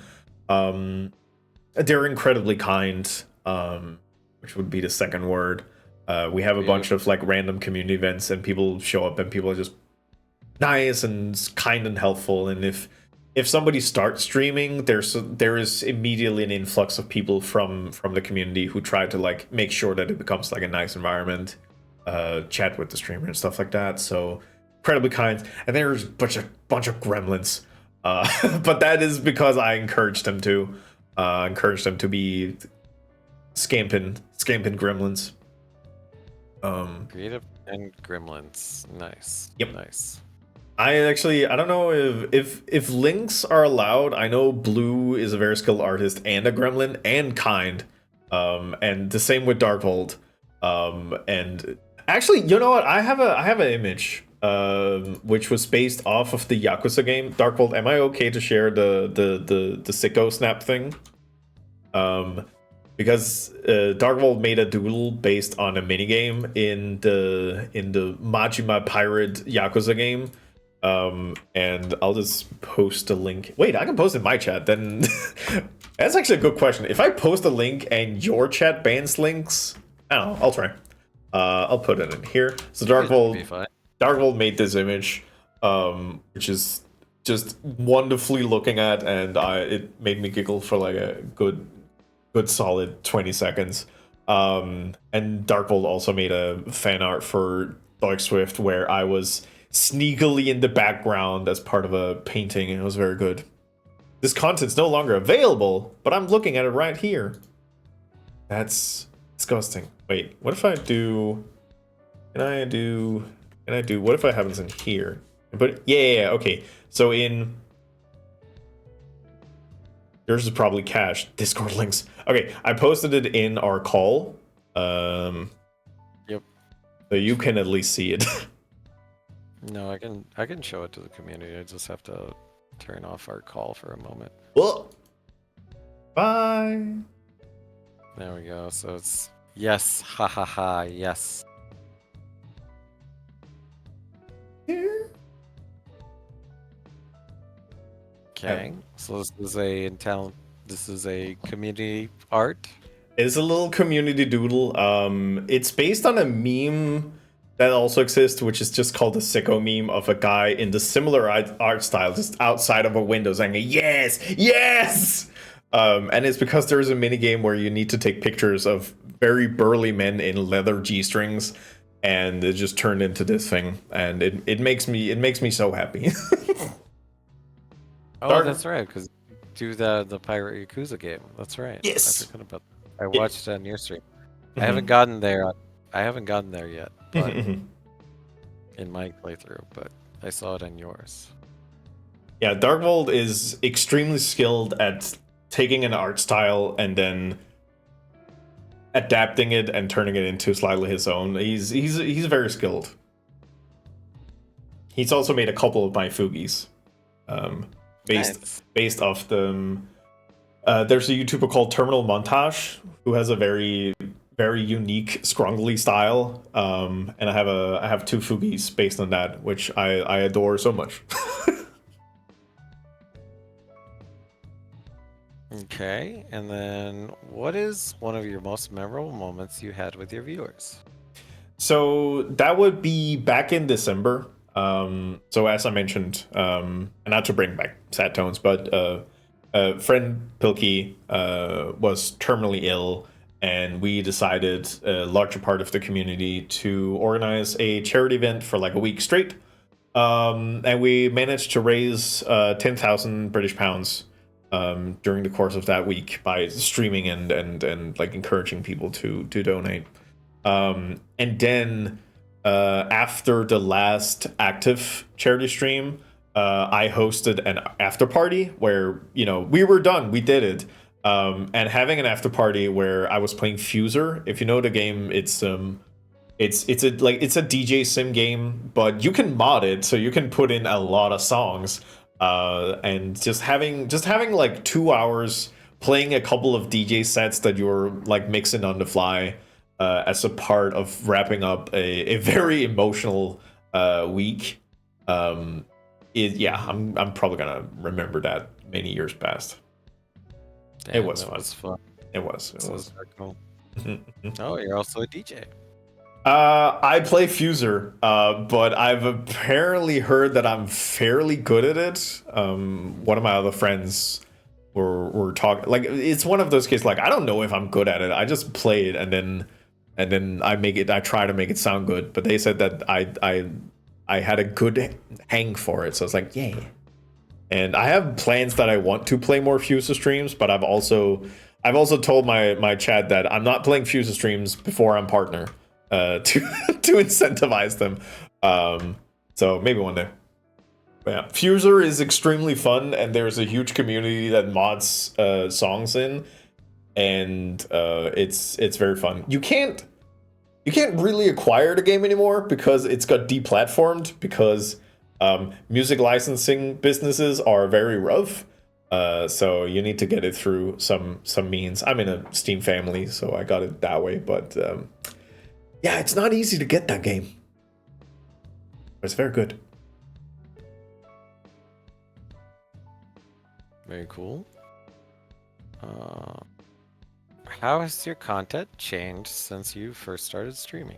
Honestly, it's not really changed. I very early on had this idea of having a schedule where I have 1 day of creative work, 2 days of entertaining games. I had a period where I had 3 game streams, but that became too much for me, trying to make everything hang together.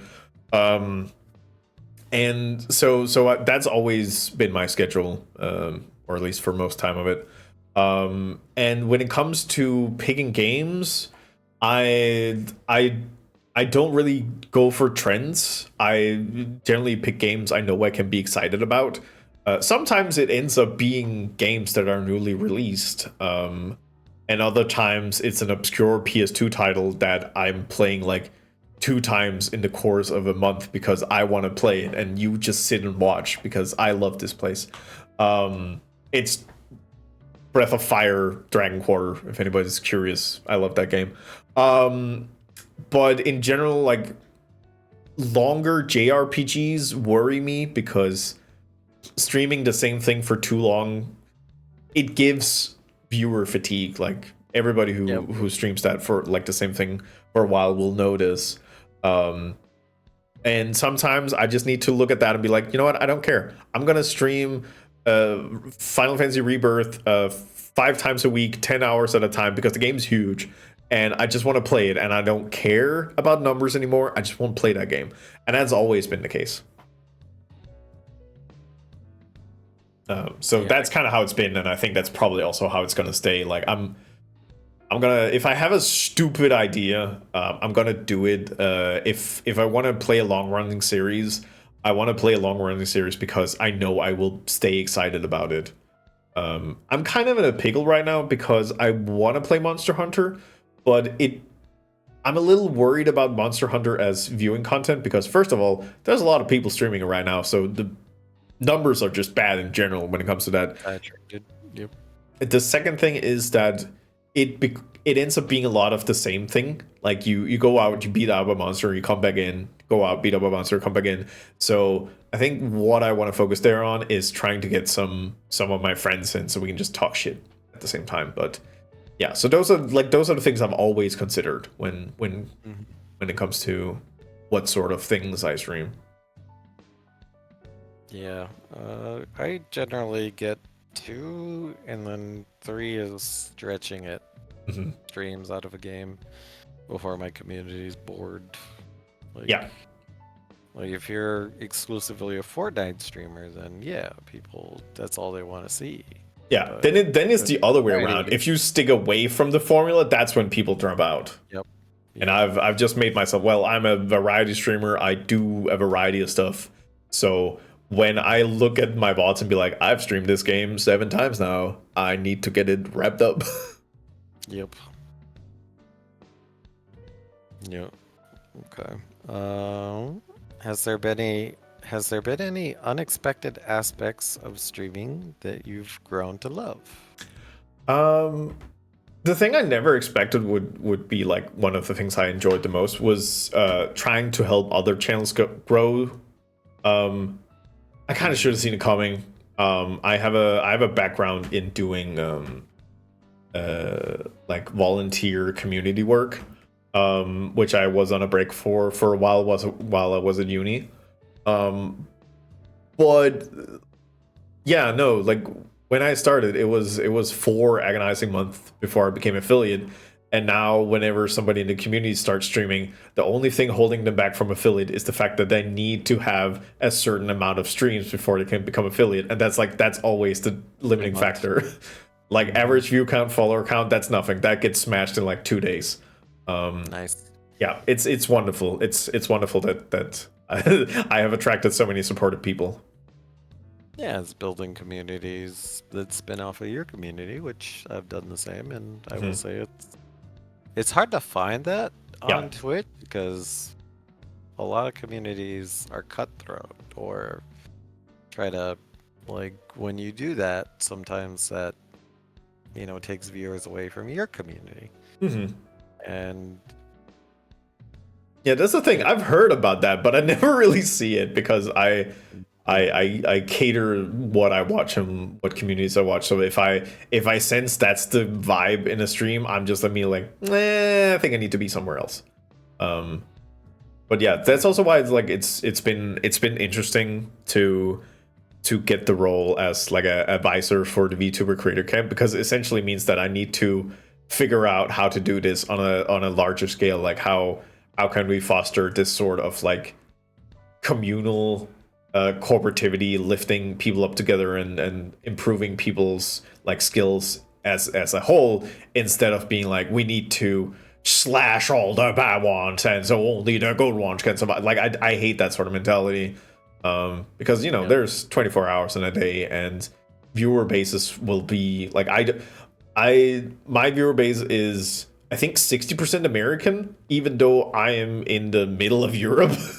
But that's because I stream in the evening. But that also means that I have some European people, which means that time zone wise, I'm spanning quite a bit. But I can't stream for them all the time. So we need to push people around to be like, well, I'm not going to stream this time, but you need to watch these people because they're very cool and they're certified good beans.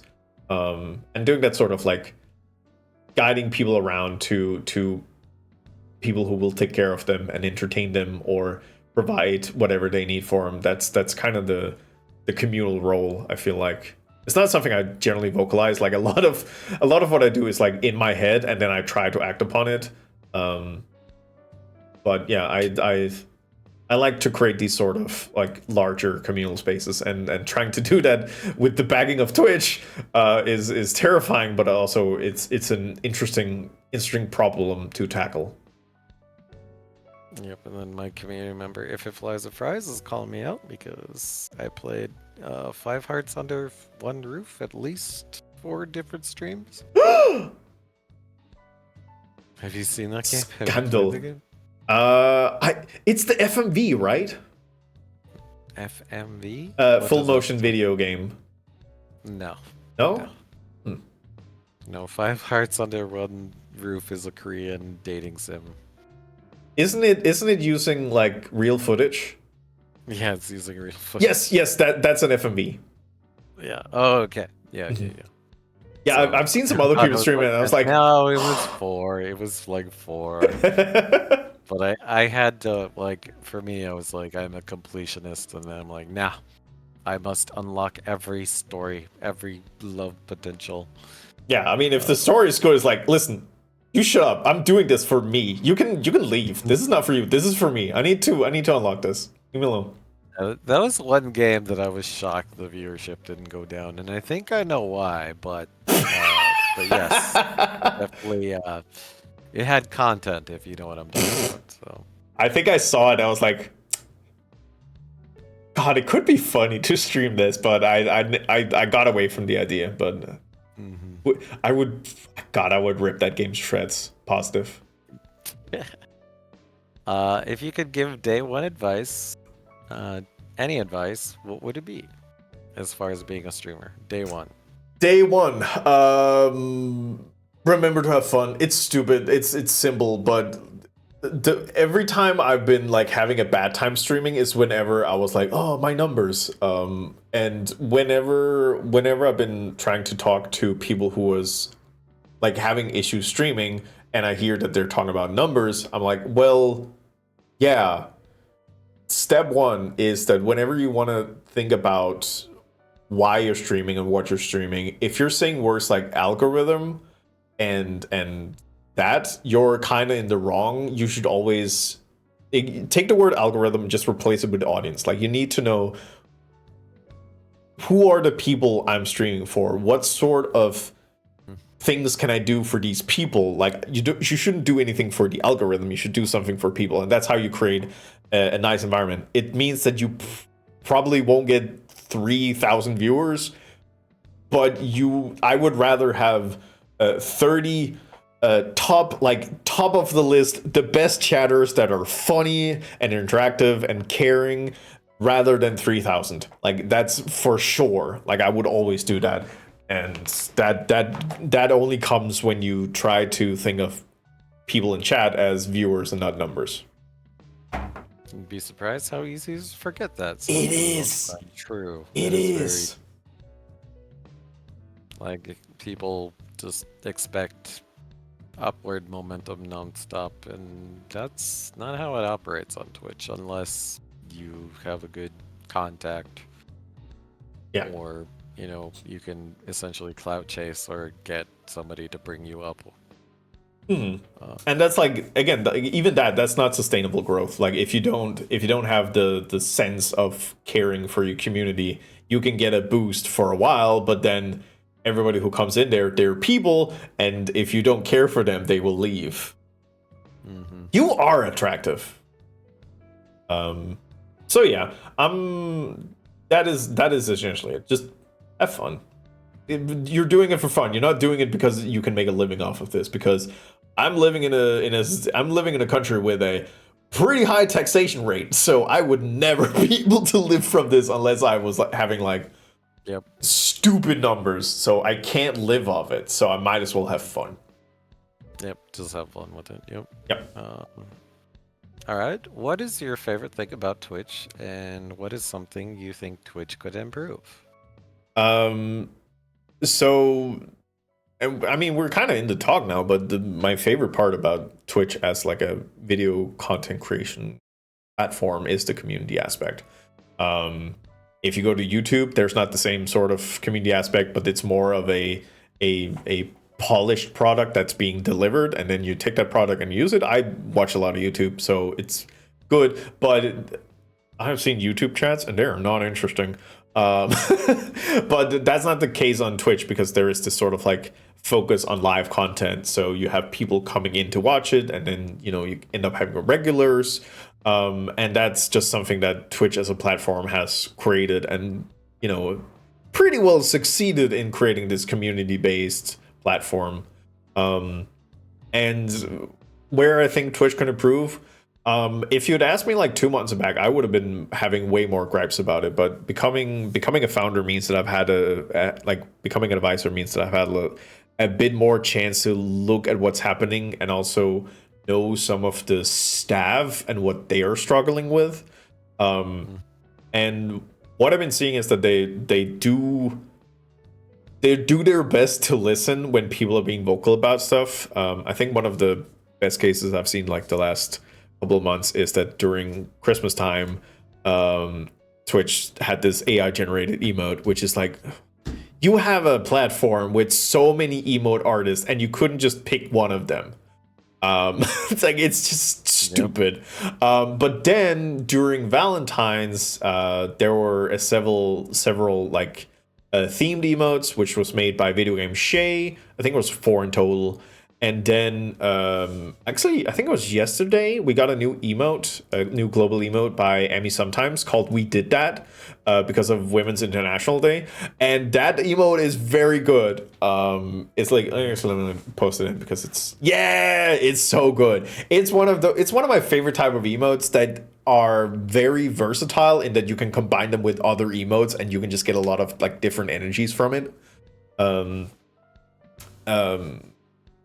Yeah, and also, like, again, if you'd asked me a couple of months back, I would also say, like, well, Twitch wants to earn money, so most of what they do cater to big streamers. But then they expanded the creator camps, which is specifically for trying to help lift up smaller streamers. Like, even, like, when you look at it, I actually think all of the founding advisors, none of them are above like none of them are like the super big streamers. I don't think any of them have over average view count of 600 or something, which, you know, it's big, but it's not stupid large. So that's like they're trying to get people in different ranges of community sizes to come in and kind of advise on this, and that kind of helps getting that stuff running.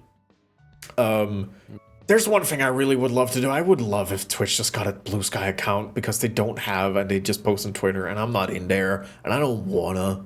But just make a Blue Sky account, please. Point taken. Point taken. How do you feel about the current state of Twitch VTuber and creative communities? So there's a lot of people in the VTuber and also the creative people, creative communities. There's a lot. So there's clearly a lot of interest in being a VTuber, which depends on like who you ask, like why they do it. For me personally, it's because I feel like it's the best way to have like a creative or like full creative control of what sort of visual representation you have. Like for example, you're representing yourself as a cat. You couldn't do that with a video cam, or it would be very difficult to convince people that you're a cat. But as a VTuber, you can be like, yeah, I'm representing myself as a cat. That's what I do. And you know what? Yeah, that's great. So having that issue of having a lot of people, well, not an issue, but we have a lot of people that want to be VTubers. If going on like a larger scale of it, of like how Twitch's VTuber community is happening right now, there's a lot of misconceptions and animosity towards VTubers. I've learned. Again, I don't really travel in those communities, so it's something I have to like hear from other people. So knowing that there is this amount of like online, essentially bullying towards larger VTubers, it has, at least personally, I feel like it's been great to see some of these biggest non-VTubers streamers kind of showcasing VTuber models of themselves to kind of demystify and normalize this idea of using a VTuber. I think like Ludwig had a VTuber recently, and Kaisenat also had a VTuber together with Iron Mouse. So seeing that sort of these larger content creators kind of pushing back on this sort of animosity towards VTubers has been nice. That is nice. Yeah, that is extremely nice. And also I think it was C-Dog who had a video about like his conversations with Iron Mouse about the amount of bullying she's been going through just because she's a VTuber, which is like, it's an artistic representation. Just calm down.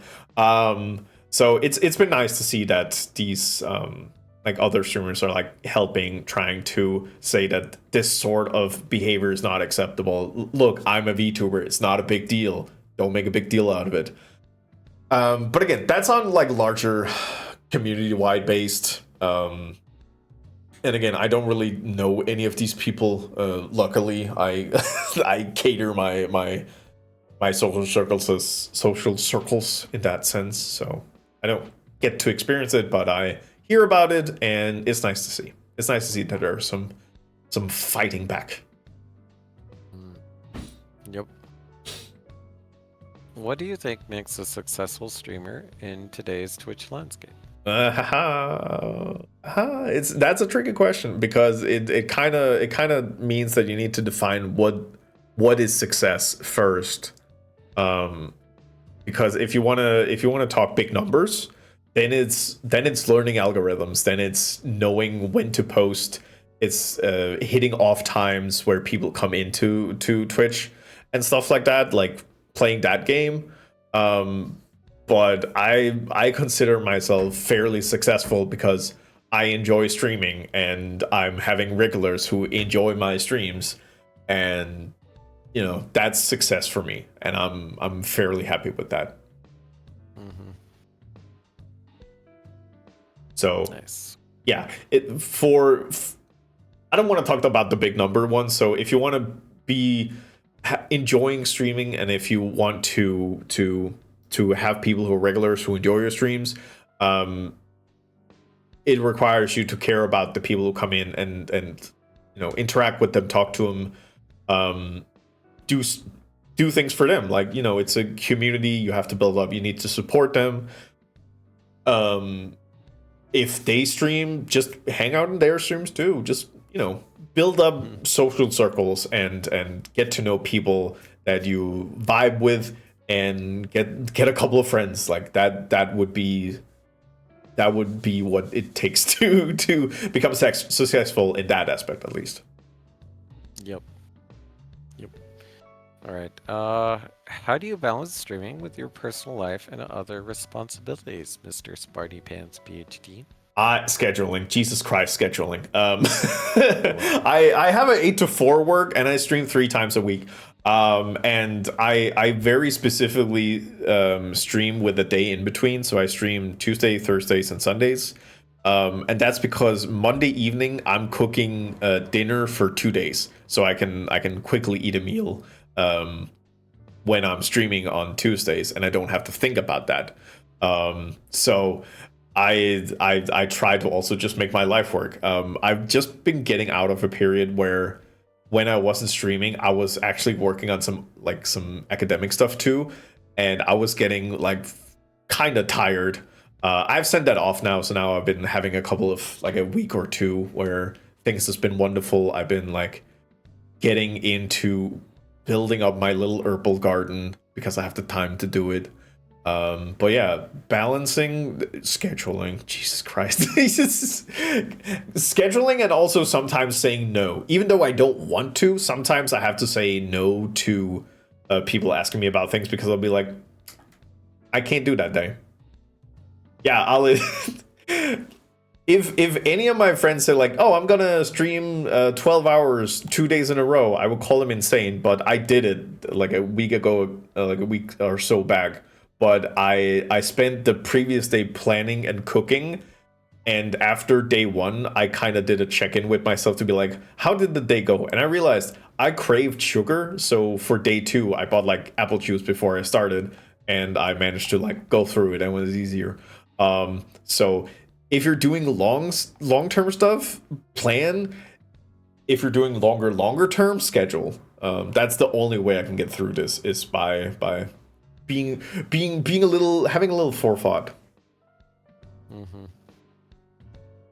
Yep. Cat Baron says Renee has one of the healthiest regular schedules of any person I know. Yeah, it's because otherwise it wouldn't work for me. All right, and then let's do one more question, then we'll open it up to the community for questions. Oh yeah. What are your long-term goals as streamer? Become a partner. Very simple. I know it sounds stupid now that I just be happy with it, but honestly, it's one of those cases where it's a challenge, and I find completing challenges interesting. I'm a gamer after all. I'm trying to figure out how I can become a partner without compromising the things I've just talked about. So I'm trying to the best of my trying not to get focused on numbers in that sense, but kind of building a very slow and then incorporating some of these tools to help building up a larger community. But yeah, so I'll that is long-term goal.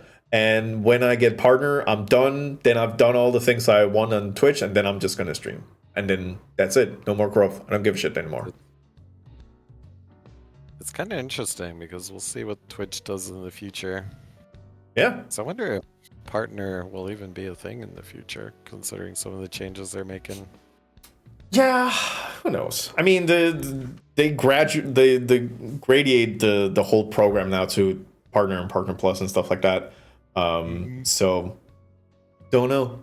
If they change the goalpost, then my goalpost will also be changed.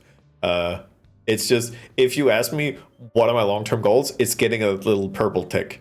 And if they change the little purple tick, then that's the thing I'm interested in.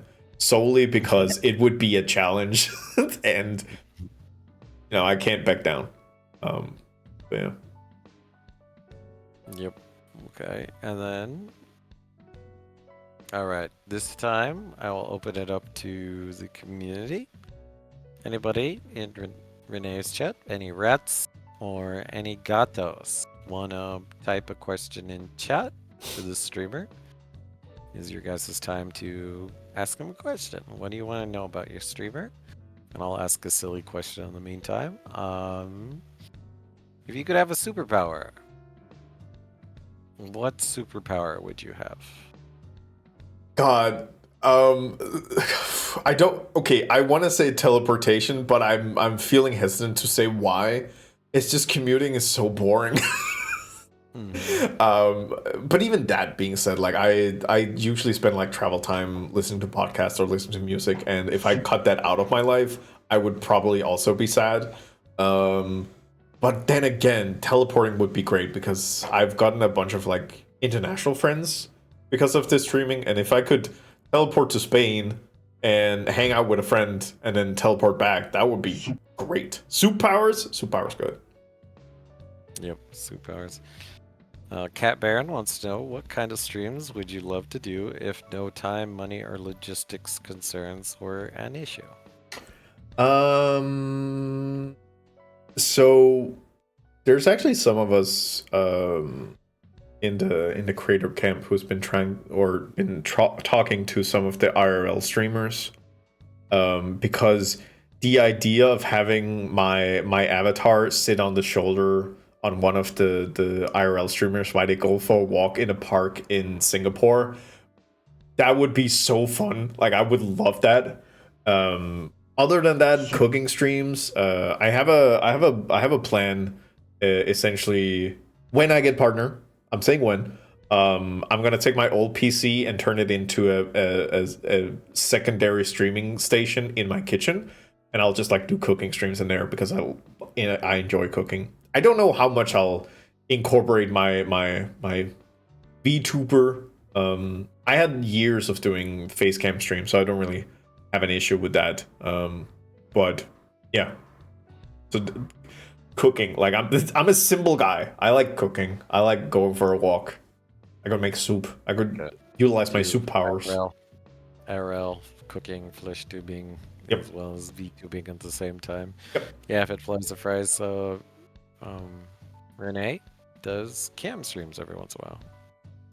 Yeah, actually, there's another streamer, Big Nose Bug, who's doing cooking streams, but they are using a setup with half of the screen is their VTuber overlay, and then the kitchen desktop is IRL, and then they have gloves that matches their models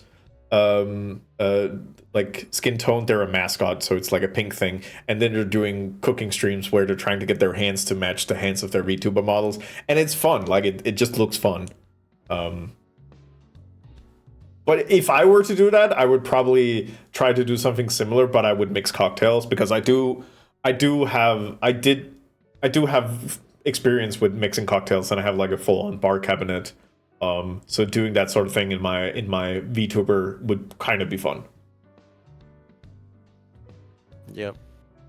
Yeah, Onigiri is another one I can think of that does VTubing and then also has like a full-up kitchen for cooking streams. And then does like a hybrid approach where you see her hands as a flesh tuber, but then you see her model as a VTuber. Yeah. And it blends very well. Okay. All right.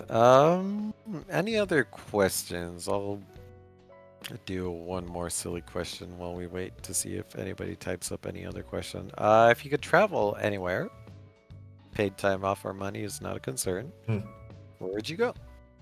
I would probably go to Gibraltar because I have a very good friend who lives there, and it's a weird place to get to. And if we're talking about like unlimited things, I would probably also book flights for a bunch of friends and then do a full on like a Renee convention where I would just like grab people and yank them somewhere specific, and we would hang out for like a week. Very nice. Very nice. Ratcon, yeah. I don't know if you have a bot that like stores question, but I remember somebody doing like a exclamation point command and a question long time ago. Yeah, that I haven't seen that in other people's streams. I don't have that though. Shit. I'll have to add that or think about that in the future. Hmm. All right. Well, I think at this time, let's say bye to YouTube. Hi, YouTube. So let's everybody, same as process as before. If you guys type HIYT in chat, we'll say bye to YouTube, and this will be an official YouTube interview. There will be a video later, so I'm going to type my stream ending. Alright, so let me add a stream marker. This has been my interview with Renee. I'm going to link all of Renee's awesome socials below, so make sure you guys go follow them, go hang out with them. Remember to like, comment, and subscribe, and I will see you guys next time.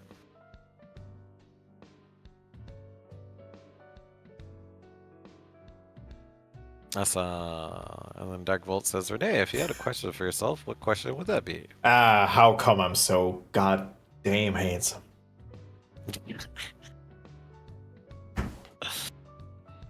Is this now where you go on my blue sky and you get to see all the insane shit I'm posting there? Not quite yet. Oh, thank God. Well, shit. We have another tradition on the Ninja Gato channel, and that is the guest. You've officially had like 3 hours of questions. So now you get to ask this cat a question. So what question do you want to ask Ninja Gato? Let's say that you travel back 3 years and you got struck by this insane idea that you wanted to build a full-on 3D custom overlay. What sort of overlay would you go for? Like, I'm going for like a theater cursed by eldritch beings stuck in space, which is, you know, not the most streamlined thing going on. But what would you go for?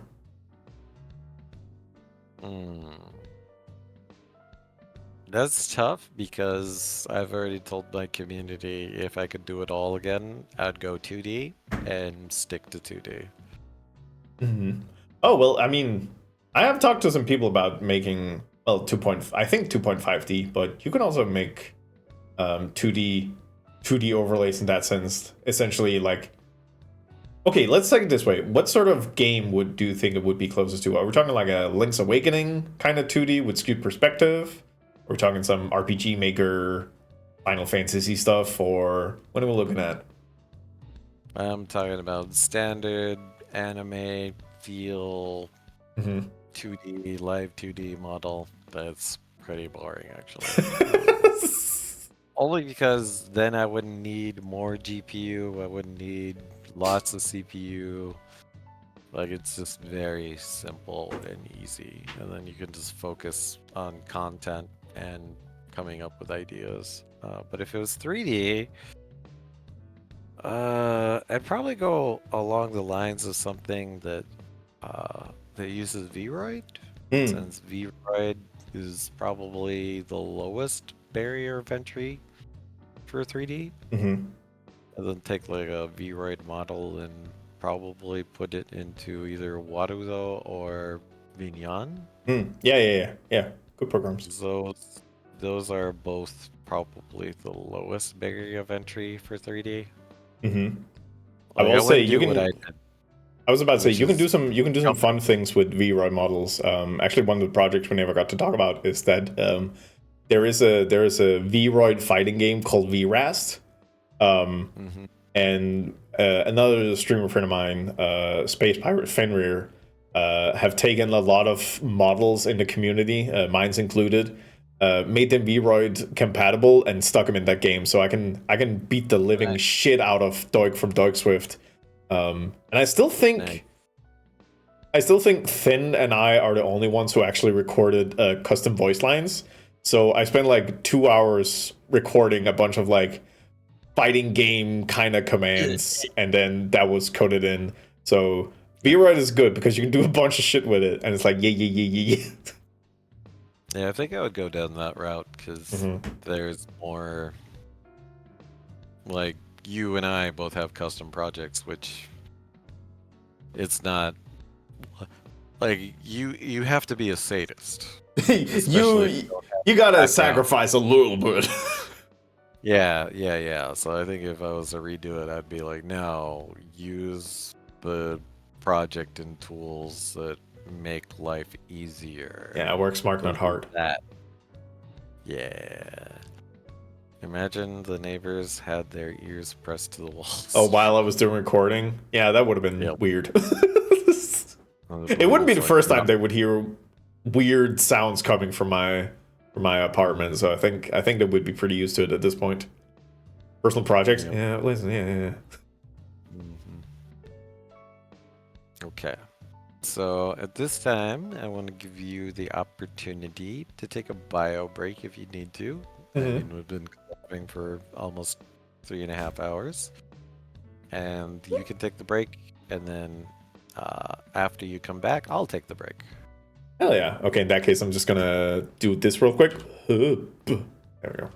No, he passed out. No, I'm relaxing. This is when I'm relaxing. I just collapsed on the floor. You collapse on the floor. Yeah, don't worry about it. All right. Well, in that case, I'm gonna be back in like a minute or two. Gotcha. In a bit. And I will run the ad break, and then I'll pull up my fishing game. How are you guys enjoying the interview? How's everybody from Renee's community? I do these interviews every Sunday, so if you guys are interested,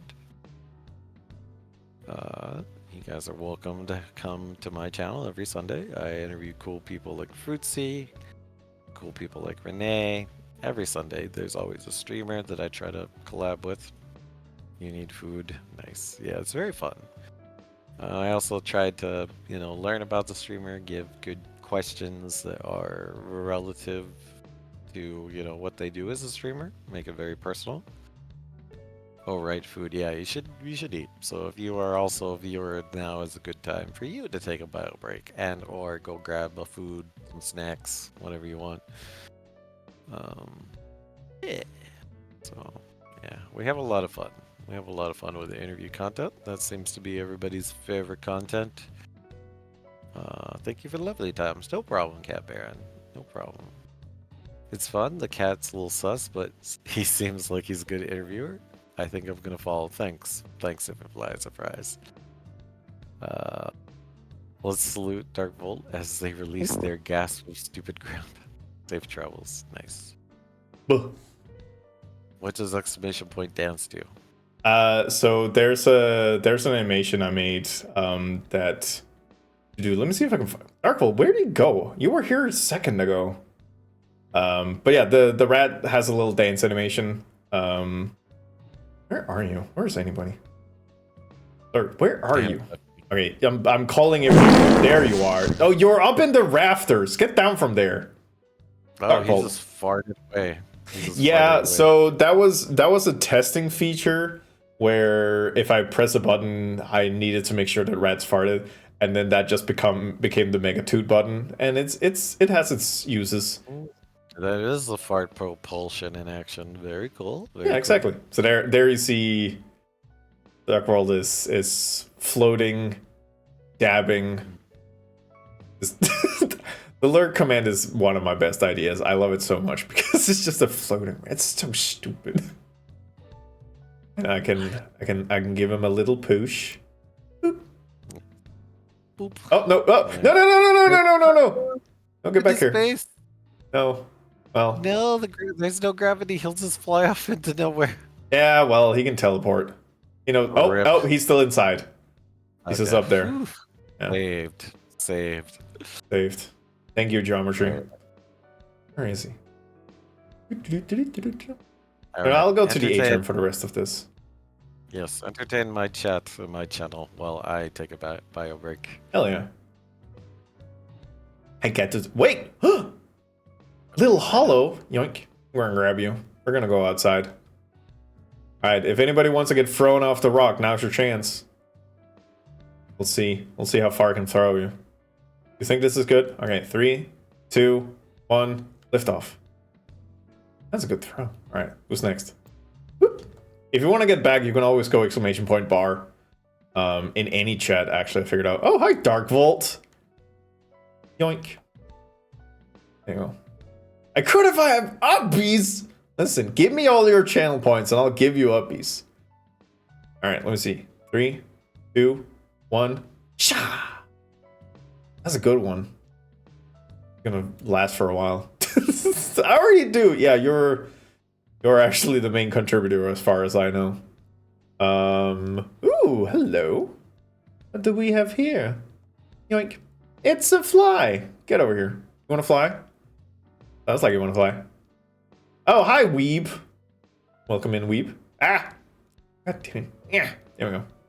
Alright, who wants to go on a spaceship ride?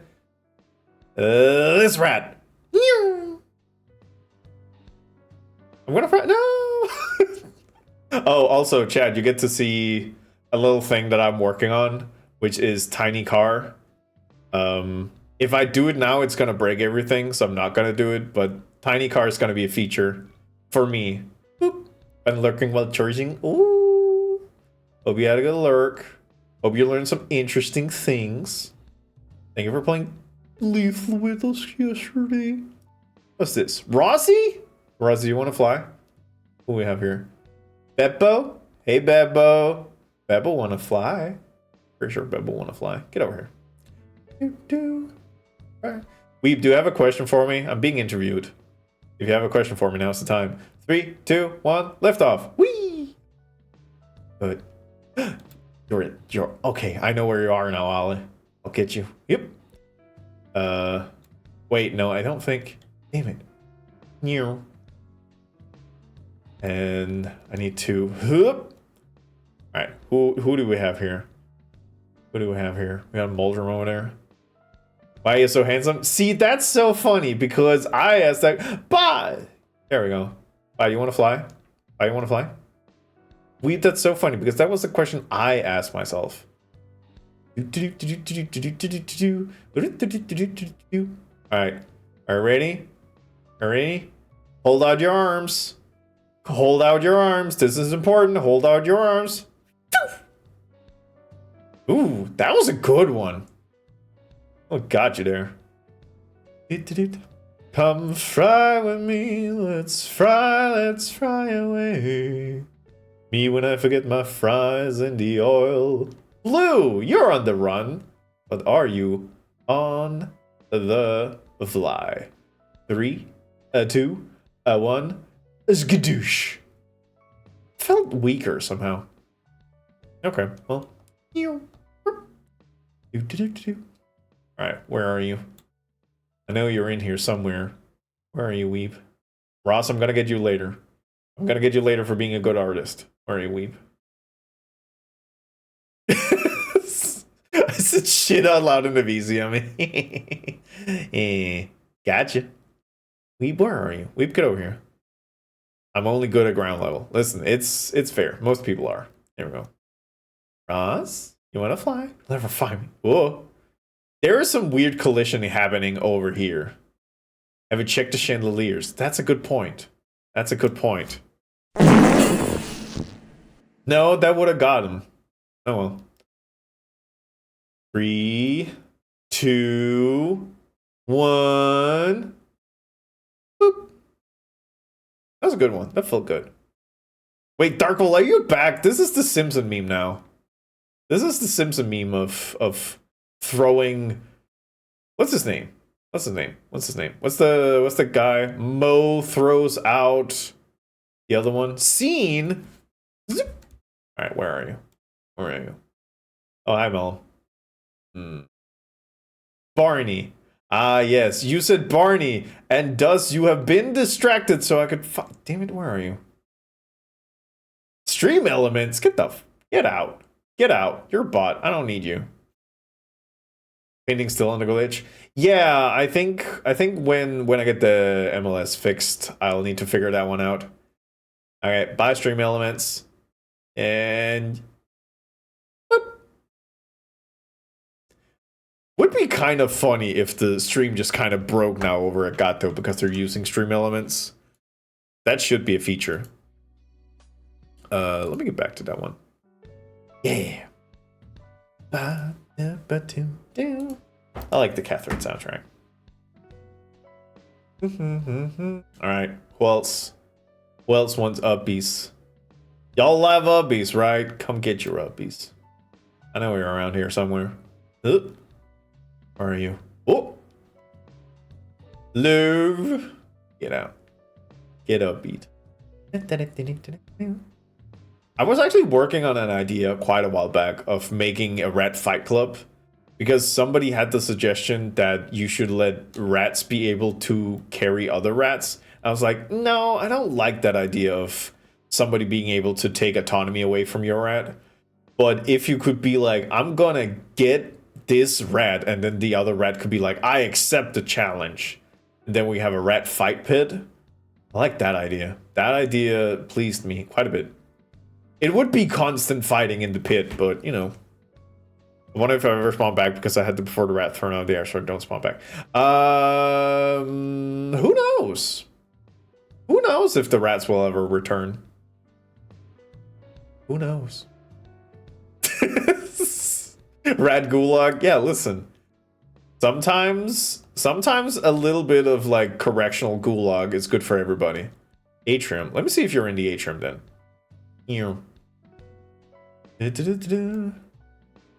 It should only be if you, like, fully despawned. Oh. I think you're not coming back. Hello.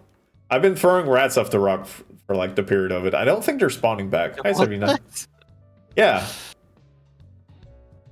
Look, there's Cheese Bread Cat. They like to fly. I think Cheese Bread Cat likes to fly. Cheese Bread Cat, no. No. It's fine. It's fine. It's fine. It's fine. It's fine. Look. You want to see how far I can throw a rat? 3, 2, 1. Bazinga. Bye, Cheesy. Bye.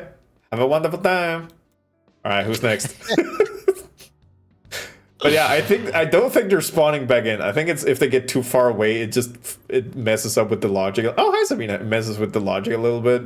So you better be fast with the teleporting back, because I don't know if you can go back from here. Savina? Goodbye, Wait. Sabina. Yeah, Savina is a streamer that uses motion, and they have like a spaceship. So I think I see it over there. Let me see if I can get you over there. Whoop. Ah, missed it. Oh well. I'll try them next time.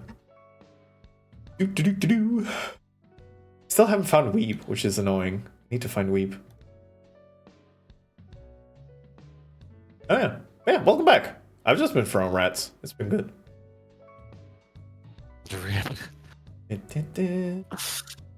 Alright. Alright, let me go to your page. Let me go to your Twitch page. So it's just skill. How? Okay. Get in the rat gulag. Over here. Gulag. Oh. Alright. Found you. Found you, son of a... There we go. Oh. Alright. Yeah, let me get prepped. So I'm gonna go to my overlay and shrink us down while you keep yeeting people. Yeet! Yeet! And it's gone. And gone. Nice. Alright, let me get the Let me get back up to the lounge. I can sit down and be comfortable. Yep. Let me get my... Wait, where's my Twitch stream together overlay? No, the teleport does not work if I'm holding you. Oh no, that's right. We're using Discord. Oh, okay. Yeah. I'm gonna shrink that Discord. I'm gonna shrink you down, and then I'm gonna shrink Mikoverse down, as well as Twitch down. Oh, I can sit next to Ala, who has a ginormous boa at this point. There we go. Oh, that's a very nice boa, by the way. Thank you.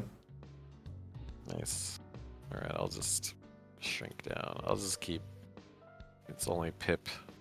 You can get Dita on the Mikoverse, so I'll just put us down there. Then I will take you, Discord, put you on the bottom right. Mm-hmm. This black space. There we go. Okay. Hey, I just got mohawked by Captain Steel Pants. What's going on, Captain Steel Pants? Also, I'm standing up. I don't know how or why I stood up. Did somebody beat me up? Somebody eloninated me while I wasn't paying attention? If I could have grabbed you and forced you to stand up, I would have done it. Alright. Let me shrink down. Let me come over here. I will hang out with you in the cafe. Yeah, come join me here. Why not? Alright, we're about to do the social media dive. So let me grab this, control copy, and let me paste this, paste and go. Alright. Oops, I need to bring up. Oh, I need to move Firefox to my other monitor because then that shrinks down Discord, which is annoying. There we go. Okay. I'll go like right here. I'll go right there. Yeah. Alright, let me add a stream marker. Renee, right here. We're about to do the social media dive with you. And the first place we usually start is with the throne.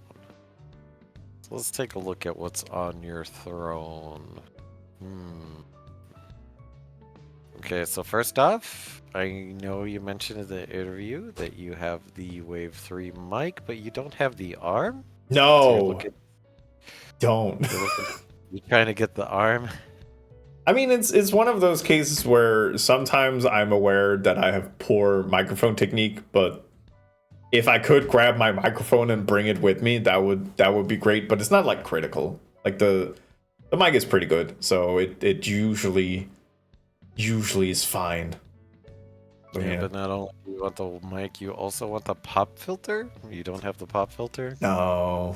I spend not a lot of money on my setup. I spend a lot of time on my setup, which is probably poor investment of what I'm doing here.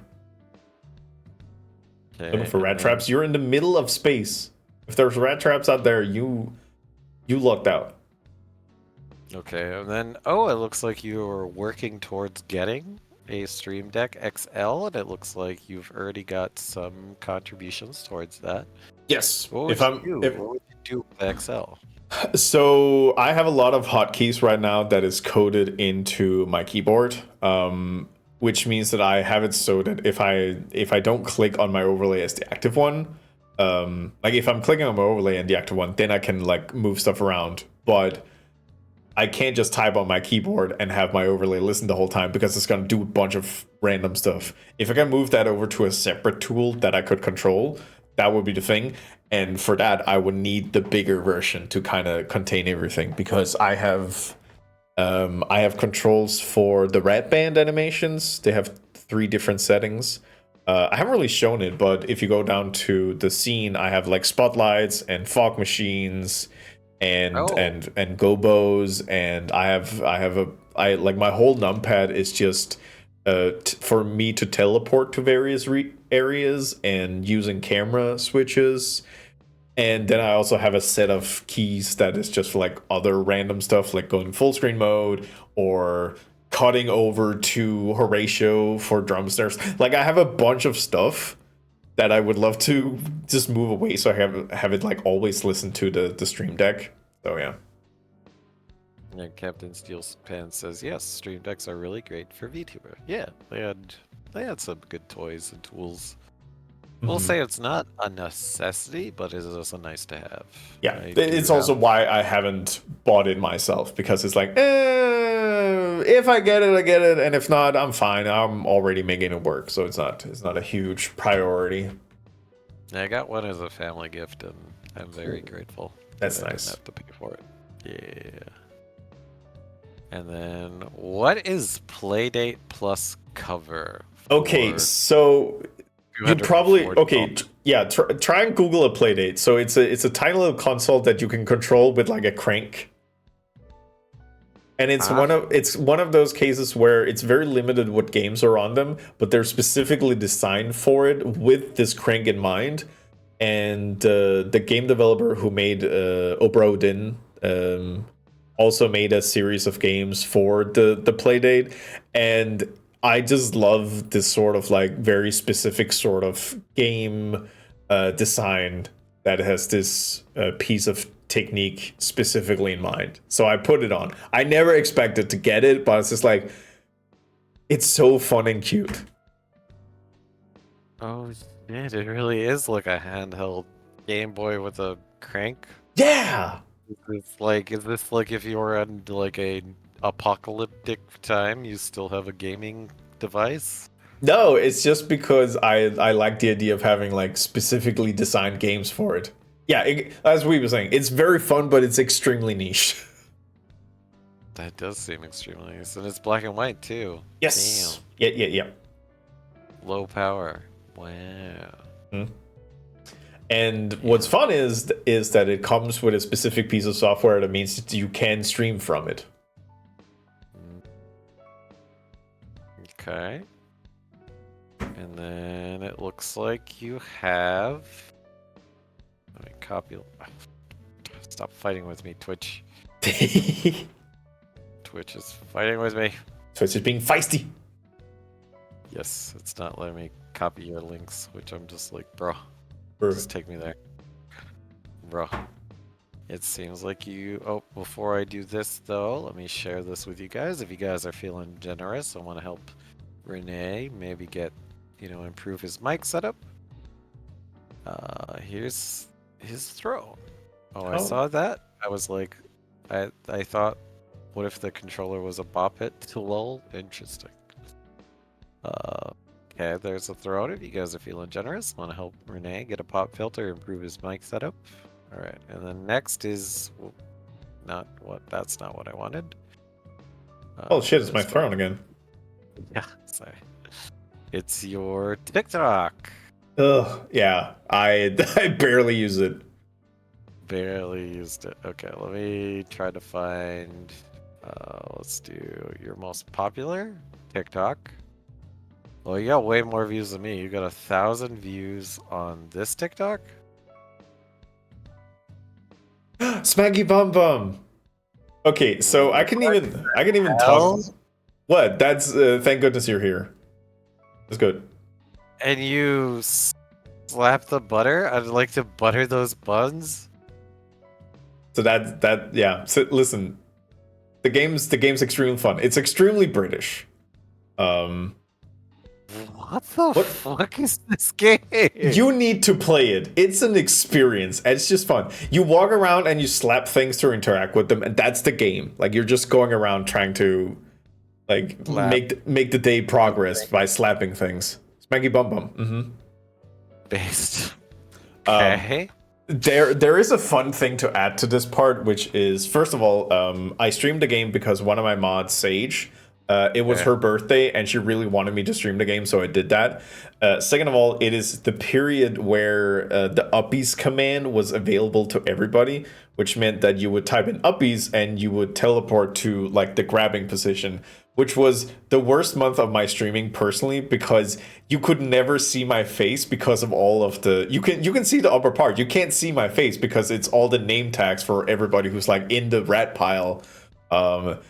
And I'm like, everybody loves the uppies command. I hate it because you can't see my beautiful, beautiful face. What's the game name again? Thank goodness you're here. It's a very good game. Thank goodness you're here. Yes. I really recommend it. It's like a 5-hour game experience, and it's just like, yeah, no, this is very good. This is very good. Alright, then let me find your oldest TikTok. That one's also an interesting story because I started on TikTok because Twitch has an instant upload, and I was like, okay, that's fine. And it was during October, Halloween specifically. So I did a cold open for every stream, which was a little piece of writing I'd made, and then spooky times.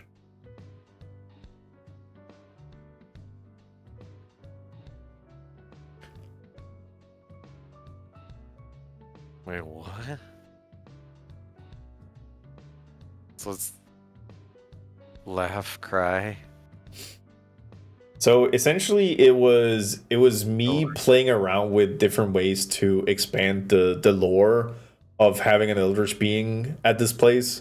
So I did a little bit of creative writing and started every stream with that. And I never talked about it. It was only people who joined for the first 5 minutes of stream that ever saw it. And then other people were talking about it. And they're like, hey, what the fuck is this about? And then when the month was over, I opened up the TikTok. And then I started not caring about the TikTok because I have never seen anybody in my like chat say like, hey, I came from TikTok. So I'm like, not working. I don't care if things gets 1,000 views in there. It doesn't translate to Twitch, so I don't really care.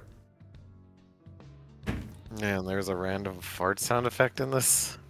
Yeah, I learned after day 2 I should probably turn off the fart redeems because specifically Martina, who gave me the fart library, looked at it and saw, oh, he probably prefers it to be silent. Well, he fucked up, so slammed the fart button.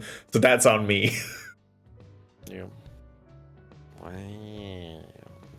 And then I think this might be a 1.0. Nope, that's still 2.0. Still 2.0. Yeah. Oh, but the rats are all over you. Yeah, so that is the obvious command in function because all the rats are being teleported to the same spot. All the collision boxes are fighting, so I'm basically creating a rat propulsion system because the collision just shoots me across the room. I will say that part is funny. That part is funny, but it requires a lot of rats. Bugs are funny, actually. Yes. Bugs are funny at programming. Yep. There you go. You get shot across the map. All over you. Yep. Man, I should release the uppies. I'm kidding. I'm not gonna do it. That being said, I have a community channel thing right now, which is set to 1 million. It's at 90% at this point. But we'll get there. People can get 1 day of uppies. 1 day of uppies. 1 day. I'm gonna announce it ahead of time. I'm gonna make sure that people can really get rowdy with it. But yeah, who's this? That's me. Who this? That's me. Do it in a month. It's 1 million. That was when my camera worked. Also, you have a majestic mustache. Thank you. IRL, not in project. No. It would be weird.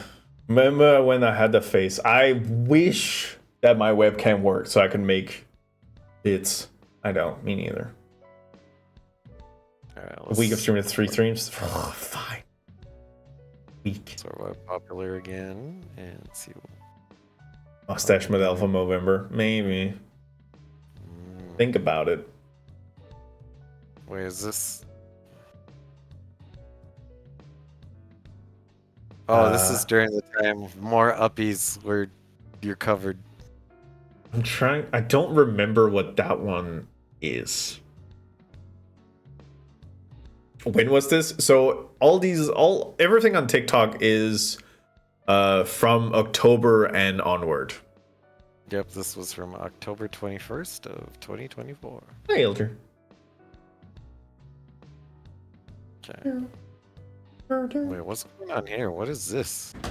Oh, that's Fen. That's Tiefling Fen. That's just his Fuki.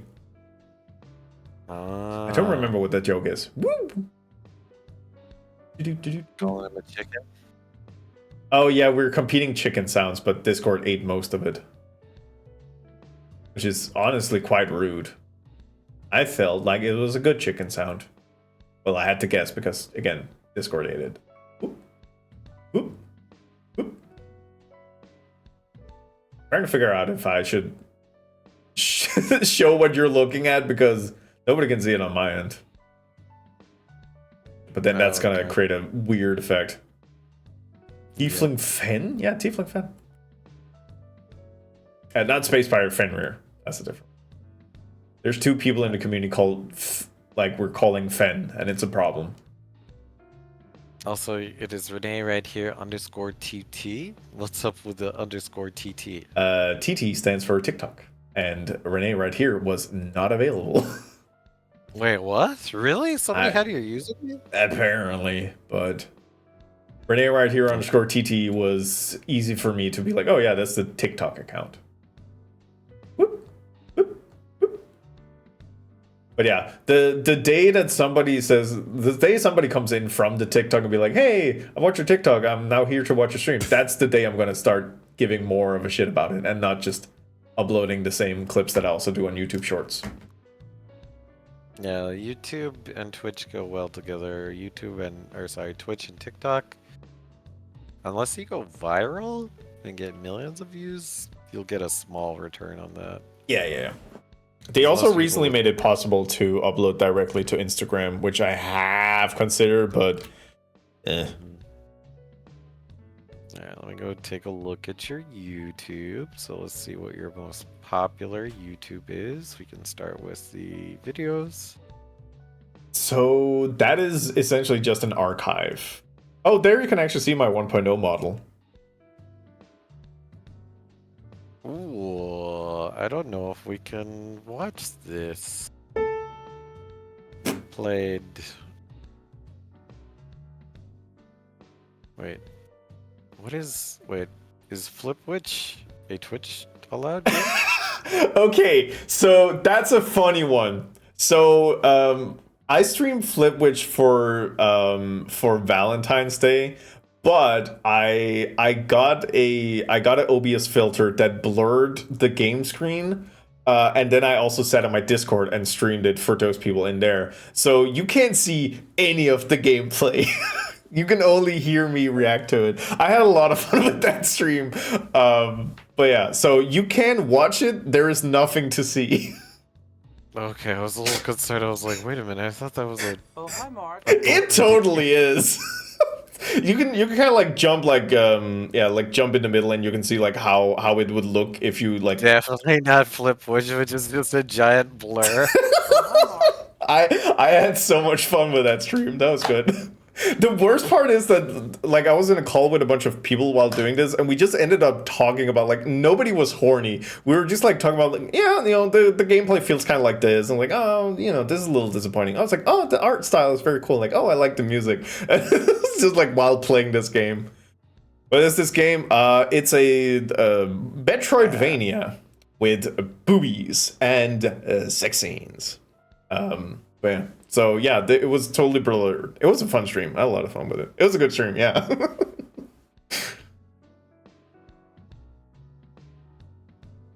Okay, and then, yeah, there's your 1.0. Yep. Boobies. Boobies. Interesting. Alright, let me pause that. So, that's actually one of your most popular bots. Y'all are nasty.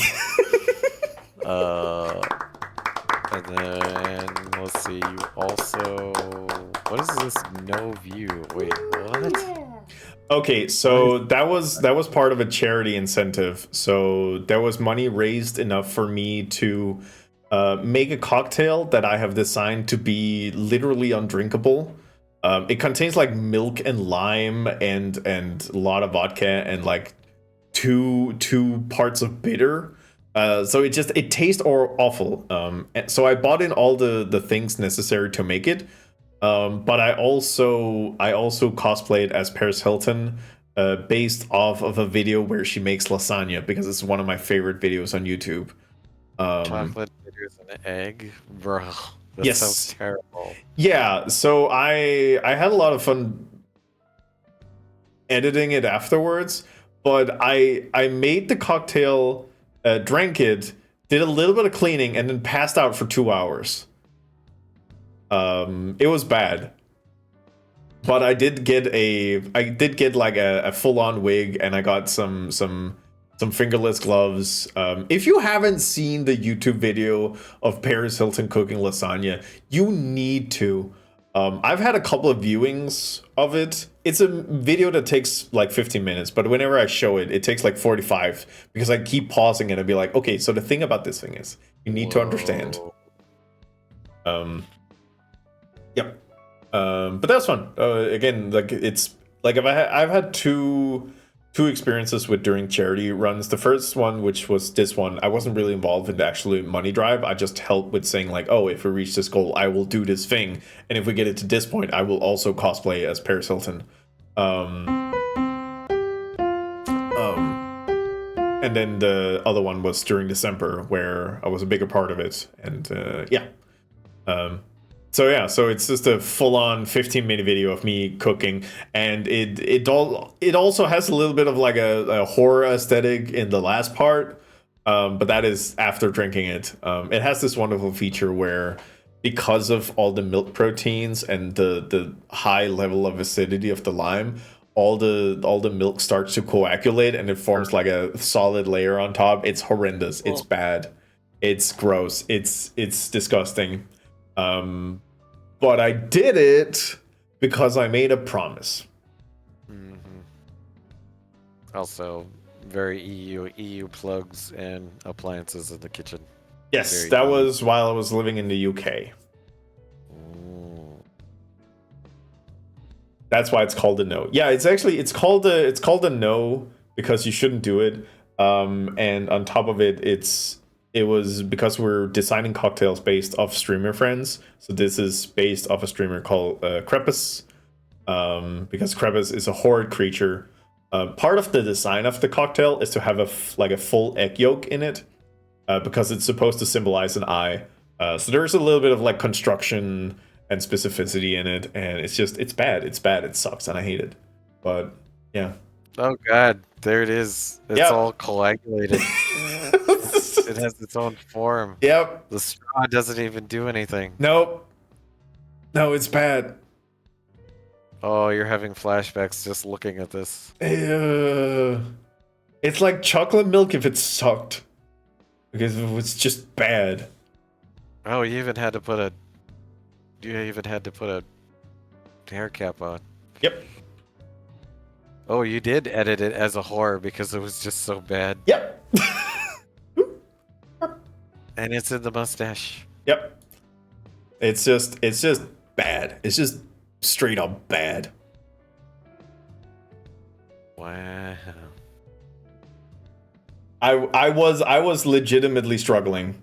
And as I mentioned, like after I cleaned, I just went into the bed and I slept for like 2 hours, and then woke up, I still felt bad. Oh. Yeah. I liked all the old cutaway best. I'm so glad you recovered from it, bro. It's one of those cases where I've been like studying the concept of like mixing cocktails. So I just knew what are all the things you're not supposed to do, and then I made that into the cocktail. Yeah, Cat Dude says it definitely looks like mixology gone wrong. Mm-hmm.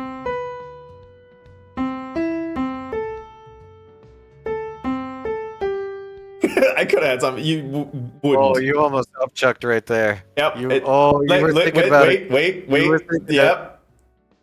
No, I got it. You were looking at the. You were like looking at the sink, like, okay, I might do this. Yeah. There we go. Okay. And you choked it down. Yeah. That was the full egg yolk I had to like get down on. It was yeah. Autoplay. Sorry, autoplay. Oops. Ah. So yeah, I'm actually not surprised that one has like a lot of views. But again, it's like 9 views. Yep. Wait, and then you did Disco Elysium Part 4? Was that a game or was that? Yeah, Disco Elysium? Yeah. Disco Elysium is Wait, amazing. What is that? Is that a game? Yes. It's a narrative RPG that's slow as shit, but it's one of my favorite games.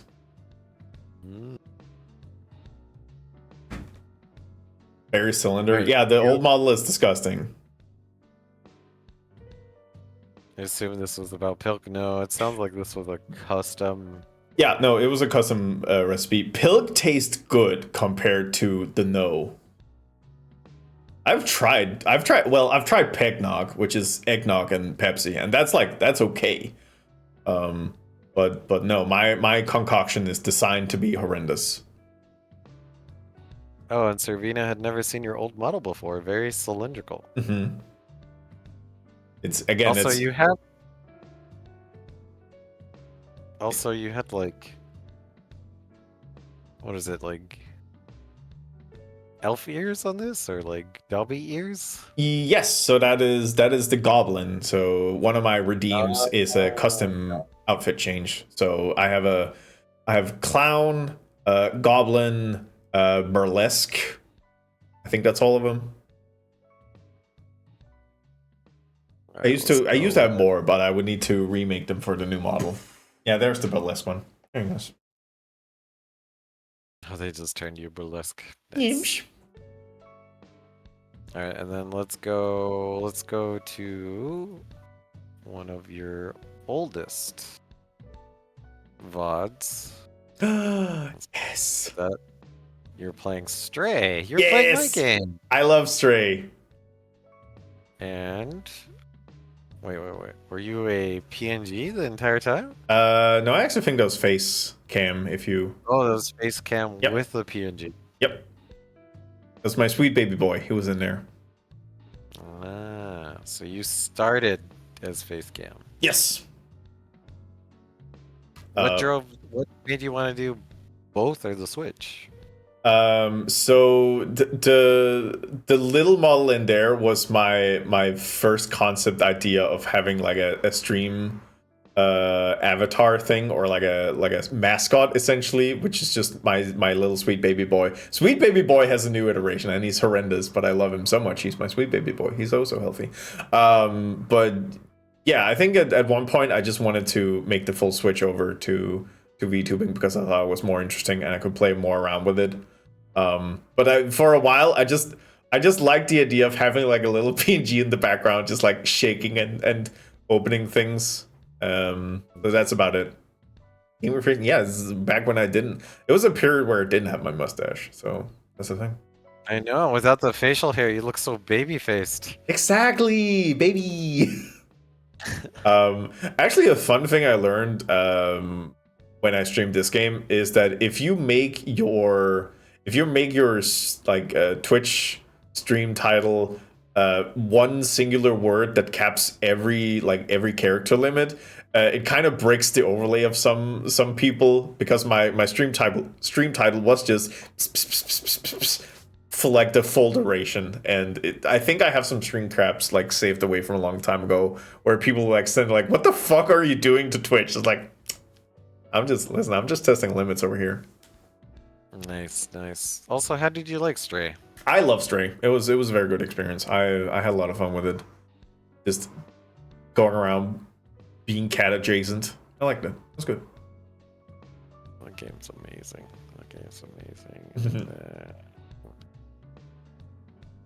This was all 2 years ago, and then let's see here. Oh, I think this was where you're starting to model. Yes. Apparently, I called it VPO log back in the day, and I actually tried to make thumbnails.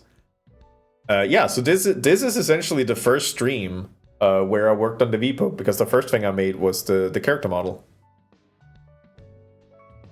And then you were also threatening your viewers with a good time of a lecture on microbiology. Yeah, that's a good stream too. Wait, so you did give a lecture on microbiology? Yes. Did you do? Really? How'd it go? I honestly don't remember. I just made it. It's so long time ago. I think I could fish it out somewhere, but yeah. For those interested, I'm using a skin modifier to basically make an armature and skin at the same time. Don't do this because it creates so much like topology and vertex, so it's not optimized. You need to retopo afterwards. Yeah, let's jump ahead. It looks like you're starting your evolution. Oh, your topology, your skeleton. Yep. Putting in your eyes. Yep. Wow, so you created your 1.0 from scratch. Yep. Started from not knowing a lot to forcing it to work, and by the end of it, I had something. All right, and then let's take a look at one of your VODs from your introduction to One Plateau. This is new VTuber Who Dis. Mm-hmm. Oh, there's their Cursed Theater. The Yes. theater's gotten bigger. Oh yeah.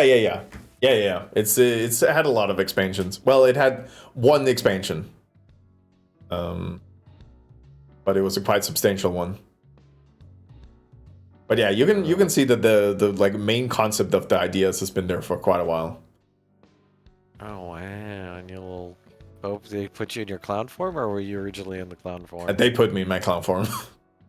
Oh wow! So you dev'd the clown form early on. Yep. And then you would play the piano, and the rats had no. I'm still the only one who plays on the piano. But then I also have the red band. Yep. The biggest feature is that Asteroid accidentally looks kind of like a rat face now, says Darkvolt, or kind of looks like a rat face now. If that is, then it's accidental.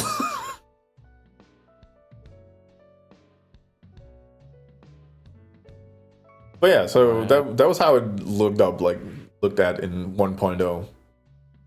And I have VODs. This is just me being like, oh, God, I was even talking about like pathing back then. That's a long time ago. I'm still terrified of trying to get pathing to work.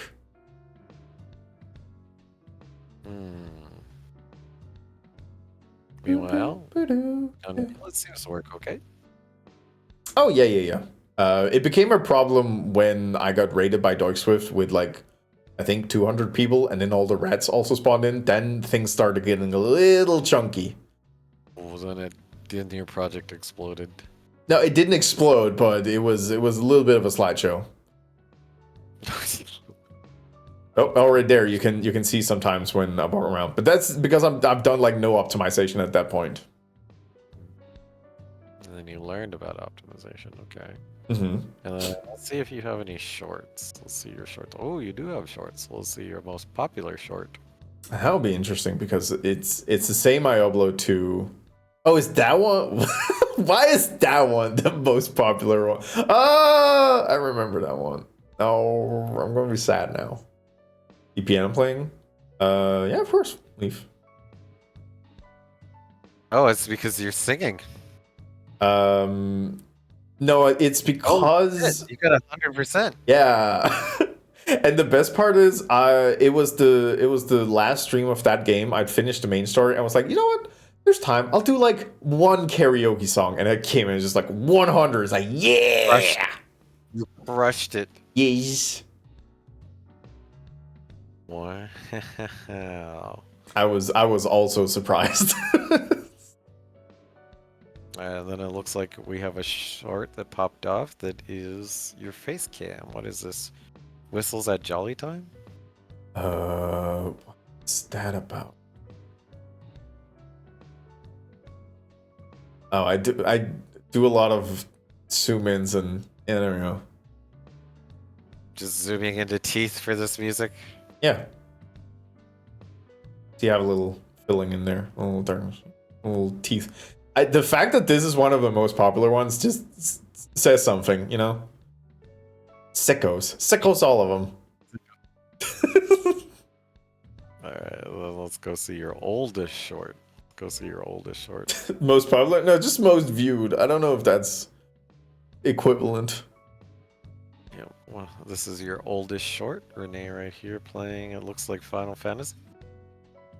Yeah. It's a tile. Oh, best part of me doing. Yeah, okay, that makes sense.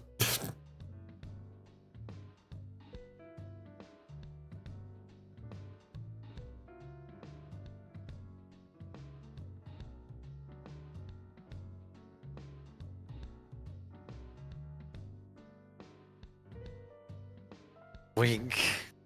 Wink.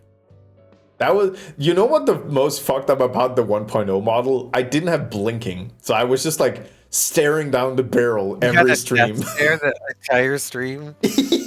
I had such dry eyes. It's kind of funny because, like, yeah, things you wouldn't think about is just like natural blinking or whatever just makes a character feel so much more alive. Mm-hmm. Wow, so you have a lot of shorts. Is 1.0.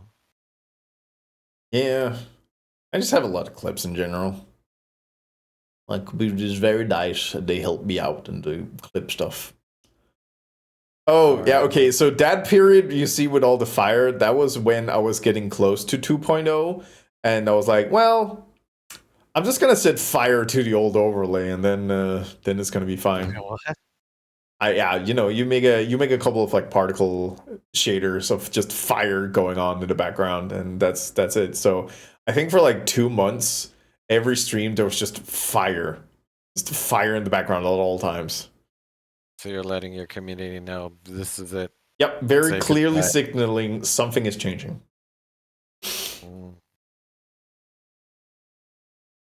Kill me? Okay, so I talked about the custom rat models that people could redeem. I give a freebie to all the mods, and my wonderful, beautiful mod Sage really wanted. Imagine a Kermit hand puppet, and then you put a rat inside of that, and then the legs would go out to like the bottom and top mouth. That's what Sage wanted. So, you know what? That's what I made, and it looks like Kermit is in pain. Yep. Oh yeah, I also started like deleting. Well, not deleting. I think I just like hit some of the walls, so I started removing walls in the old overlay. So just a normal good signaling of like this is going to happen. This is happening. Don't worry. Coming. Okay, and then let's see if I can find your first short as 2.0 model. That audio of that one might be horrible. That one is a Wait, no, this is good. Keep on this one because this is. Hey, remember when I said I was changing all the character models in Yakuza 0? This is a clip from one of those. Oh, you're winking. But I also know. Just notice a little bit of thing in the background. Oh, there's a rat. Yeah.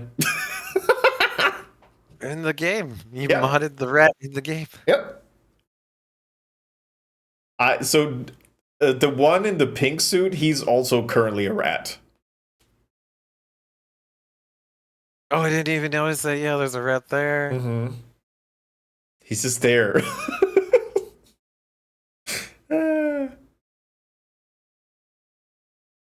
But yeah, this was kind of in the interstitial period where the model was ready. So I made like a Fugi for it, and then I was working towards getting the overlay ready for it too. Oh, this was a Fugi. Okay, Yes. I was like, oh, this must have been his old PC, but okay, this is an old Fugi. Okay. Yep. Yeah, because you can upload GIFs into Fuki, so you can have like more animation happening. Sorry, I accidentally hit the controls. As you're rotating around.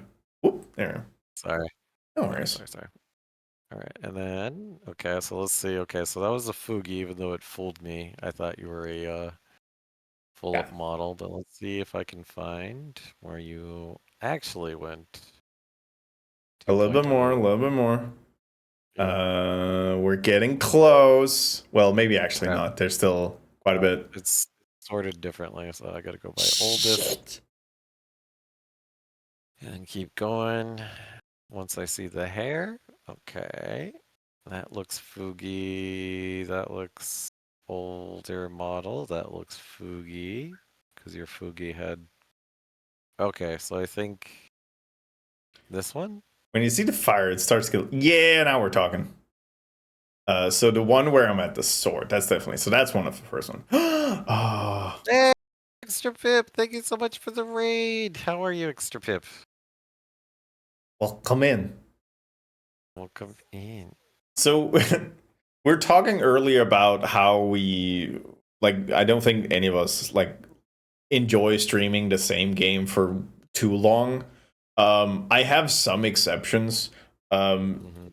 I have collected every single Korok on stream in Tears of the Kingdom. There's 1,000 of them. Oh Um, shit! and it A was thousand? yeah, and I think we averaged about 100 per stream. So it was 10 What? streams Oh of just getting Koroks. The only reason I did it and why I enjoyed it was because essentially I had my best friend sit with the map and tell me where to go next. And then we're just like, talking shit and having fun for like the whole period. Um, and All yeah. right, one moment while I shout out my friend Extra Yeah, of Pip who just course. rated us. So he's also a 3D VTuber. He is also an Unreal Engine, and he has a model that's a Lalafell, if you know what that is Oh from yeah, for Final Fantasy. Final Fantasy 15. Yeah, so if you guys haven't followed Extra Pip, go check him out. It looks like he said today we saved Mei Ling. Mei Ling in which game? I What miss game my is he? wife. Uh, Yeah, today, Pip, we are interviewing Renee right here, who Hello. is another 3D VTuber, but he is in the Unity engine. So we're getting to see an evolution of somebody who developed a really awesome project with optimization forced upon them. Mm-hmm. But I think that's actually one of the better learning experiences.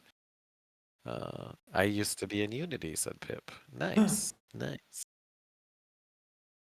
Chat directed a movie. The game was The Late Shift. Oh, so yeah, Renee seems to have really ground up, brute force learned a lot of stuff. They did the same thing that you and I did, Pip, which was start the hard way first. Start a 3D engine from scratch, Mm-hmm. which is not recommended for noobs or new streamers. Yeah, I mean it can be done, but if you want advice, don't. Go Mm. different ways, learn slowly. Oh, that's the okay, so that's the wait, was that really that early on? So, if you've ever played Elden Ring, the DLC, there is a character called Egon who has a very memorable line fighting Baal the Dread. And Korog, which I also mentioned earlier, actually wrote up a Uwuified version of that whole spiel, and it is it is a full on command now. If anybody ever mentions dragon or dwagon, then then you get the whole full thing with emotes and everything. Oh wow. Oh wow. Wagon. Oh wow. That's a whole copy pasta. Yep. Damn. Okay, that's some interesting lore. Very cool. Ooh, I don't know if I'll call it lore. I'll just like a dumb bit that that just sticks around because it makes me happy. Gotcha. Okay. Wagon. It's also become one of my favorite way, or one of another one of my mod Sage's favorite way to basically flood the chat if somebody like types something she doesn't want to look at. Like if people are saying, "Oh, you should, support Sage," like, no, you don't. Dragon, dragon, dragon, dragon, dragon, just like floods the chat. I was like, what were you talking about? What's happening over there? Okay, and then it seems like you went VTuber route and then you joked that it was a face reveal when you Uh, found yourself. Oh my maybe god, I do a reveal. lot of dumb stuff. Yeah, it seems like the Oh, thumbnail is right. almost Okay. No. always So that's yourself. just a different OBS scene. Every time I go over to it, then it's, then it's little like, oh, wait, OMG, face reveal. Oh, even though it's not. Yep. Okay. Okay. That's just a joke within the community. Okay. Mm-hmm. Interesting. Interesting. Wow. You have quite the interesting story here. I just do dumb shit. That's All right, let's do latest short. Let's see what your latest short is. that's gonna be the same as the one on TikTok. I'll be Text.com. a schmacky bum bum. Or maybe not. Did that not upload? You like being called a little slut boy? Yeah. Sometimes TTS is being abused, and I'm okay with it.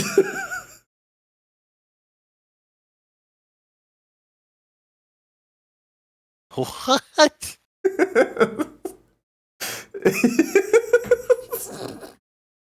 Yeah. What? I mean, chat would not abuse TTS and or clip it and ship it. They would never do that.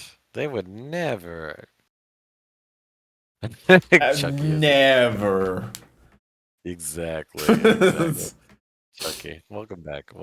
So thank you for coming in with the pip raid. Oh, I forgot to turn off the toys as they're playing my embarrassing redeems. Okay. Yeah, see, that's what happened. You give them toys and they have play with them. Yep. Yep.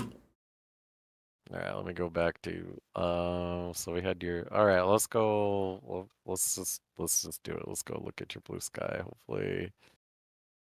How do you like blue sky? So did you have a Twitter or you just got rid of it or you never had a Twitter? I never used Twitter for Twitch stuff. And I don't really use it at all. I'm having more fun with Bluesky because there is less people, and when people use it, it's comments I want to read. Yeah. So that's the thing, and I'm already at a point where like I don't need more social media, so I'm not really using. I know if you want to like get them big numbers, using Twitter still has a lot of pull, but I just don't really want to be that space. I have never caught. Well, I've only caught bots from Twitter. I've never caught like an actual viewer that came in because they saw a Twitter post. Yeah, that's the same thing. So yeah, I use Bluesky to just mainly just out of context things from Discord. Me, when I see a 10-year-old initiates combat, old man initiated combat. Wait, what? Yeah, so I was just looking up like character model from Pokemon games, and then I found this T-posing old man, and I got very happy. What's this? A 10-year-old with lunch money? Let's kick his ass, bro. That's funny. Oops, that took us. Okay, let me close this. Let's see what else you've posted. Let me go to your media on Blue Sky. Is this a custom model? Yes. So that is the Dupus. That is a representation of their character model that are ratified. Oh, very cool. Thank you for the luck, Rory's. That's good. Thank you for hanging out with me. I like those like character 3D model things because it ends up being like a modeling challenge every time. And this is a rat with a satellite dish on its head. Is it a spy? No, that's my own bot. So that is Renee bot here. Oh, it's literally a bot. That's why it has the little satellite dish and the gotta take that information in somehow. Spying on the community. No, stop! Don't say that. Don't put me in blast. Doofus. So that is Corehog. I've also mentioned a couple times. They also stream and have a VPO overlay, and they specifically have a extremely low poly overlay that's more akin to like a early PlayStation 1 type aesthetic. And they made that rat, and then I just rigged it to the armature and put it into the overlay. Oh, nice. Yeah. Nice. So now you have a low poly rat. Yep. Very cool. Wait, you can drive? You can drive in your project? So I'm working on the little car Beep Beep. Because that was actually when I was like, that was during December where I was talking to other people who were working on these type of overlays, and I was talking to Beaks, and we ended up talking about having a little car I could drive around in. And I was like, yeah, no, that's actually very good. Like initially I was like, oh yeah, that's kind of fun. And then when I made the car and shoved my model in there, I was like, no, this is actually amazing. The problem is I want to redo the gravity system so I can drive around the planet. Like in Dragon Ball Z, you have King Kai, who can drive around his little planet, and I want that with a little car. And one of my mods, Sage, really wants it so that when you hit a rat, it just goes flying. And you got to respect that sort of stuff. Can't help but notice you're getting whipped and thrown around. I literally got whipped by making. Thank you for the bits, Lalo. Yeah, my project 69 videos. You get to beat up the cat. No. Alright, and then let's see here. Oh, it looks like you also have like a garden themed rat. Yes. That is Farty Arty. The fun thing about this model is that it is about a third of the size of every other model because he insisted that he wanted to be very small. I was like, yeah, sure. It's the number I need to change. It's okay. So he's just a tiny little angry plant rat. Yeah, so that's one way you've kind of like cultivated your community, is giving them a unique avatar that is recognizable within the community. Oh, That's cool. they need to pay 100,000 channel points for it. They don't get it for free. Oh, they don't get it for free. Oh Okay, God, so no. You're dedicated. If you're dedicated. Yep. I was going to say you have played Lego games, Renee. What if you had the rat just flatten when you ran them over and snap upwards to unflatten? I need to think about it because it's specifically Sage who wants to get like tossed across the screen. I actually did at one point have an idea of like when you use bits, it would randomize one of your XYZ coordinates. So you would either like flatten or stretch out or something. It's like, that is kind of a good. Oh, see, there you see Sage's rat, which is just shoved in a Kermit. That's like a model within a model. Yes. That's kind of funny. Yep. And as you can see, Kermit is in pain. Yep. But then somebody wanted a rat with a bull mask and a steak. Yes, so that is Lovesick Like a Dog. And they have their own persona of Ghost Beef, which is a Yu-Gi-Oh card. And they wanted specifically a flat 2D projection in front of the rat's face, and they wanted a piece of beef on a knife and fork. I was like, you know what? Yeah, that's perfect. Cool, man. That's cool. Wow, all these rat creations. Like, this is... That's Darkbolt. Darkbolt made that himself. This and then I like rigged a it. Rat with a... How would you describe this rat? So kind of in the cybernetic aspect of it, like a metal robot rat with like a Mega Man inspired. Cool. Wait, you got a rat in a wheelchair? Yeah, that's Martina. Martina with the fart library. Martina is in a wheelchair normally, and Martina wanted to, like, the reason why all of my like stairs are accessible is because Martina came in and asked, "Hey, are the chair like the stairs accessible?" I was like, "No, make them." Okay. They are now. Nice. Yeah. So Martina is such a kind, wonderful soul. So you know what? Yeah, I'm gonna make custom animations for all the staircases because you asked me to, of course. Nice. She forced you to make everything handicap accessible. Didn't even have to force me. Just ask me if it was, and then I knew I have to make it. Nice. Okay, and then we got a one-eyed rat over here. Yep, that's a Krepus. That is a interpretation of their avatar. Yeah, that's just the extent of it. That's an interpretation of their avatar. Very cool. And your first post on Blue Sky was on October 21st of 2024. I might start grabbing unhinged out of context Discord messages because it's one of my favorite forms of expression. And then you took your message which says, we need to start taxation on using Vine boom sound effect. I'm going to piss on someone non-consensually. Yeah. I still stand by that statement because if I see a YouTube video and I see like 6 Vine Boom sounds, somebody needs to pay for that.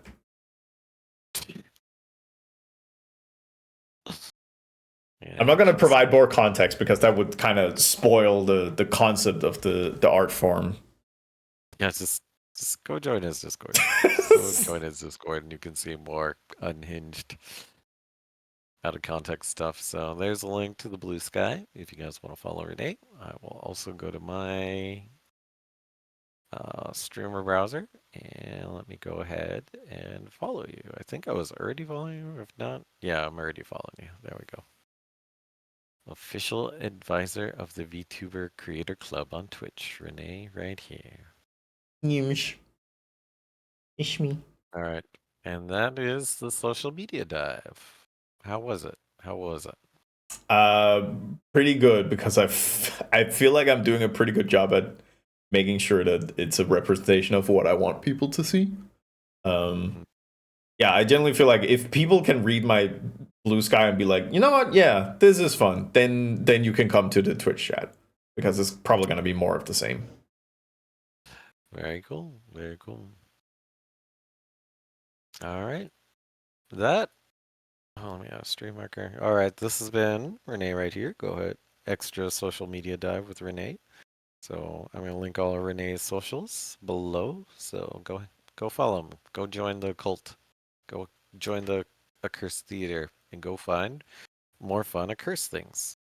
Yeah. All right. Oh, and they clowned you. Yeah, I got clowned. Nice, nice. I got a little visual update too. That's also nice. That's another one of like Krebs design that I didn't turn into a 3D model. I've realized like the 2.0 has been way more of like a community project rather than my singular vision, and it's been a real treat. Yeah, it's kind of nice when the community has buy-in into going with your project, what you're doing with it. But I don't think I've sat in this chair as the clown before. It's it's quite potent. There we go. Awesome. Awesome. All right, Renee, I think that's it. I think Yeah. you're free to go, my friend. You're free to go do whatever you want, stream-wise, but this has been fun. I have one last question for you. You. Can I check on you in 6 months to a year? Yeah. Yeah, I'd like to do this again in 6 months to a year. So I have to tell the backstory of the backstory. So I do interview content every Sunday. I like to, find out a lot about a streamer, deep dive them. Mm-hmm. But if I did that every Sunday with with a unique creator every Sunday, that'd be 52, 52 weeks a year, 52 people. I just don't know that many creators. I Also, it mean, would be you could consider like asking if I had some suggestion for people you can talk to, but still, that's 52. That's a lot of like trying to that's a network. lot. Yeah. Yeah. Like I want them to be meaningful Yeah, exchanges, of course. collabs. I don't want them to just be transactional. Mm-hmm.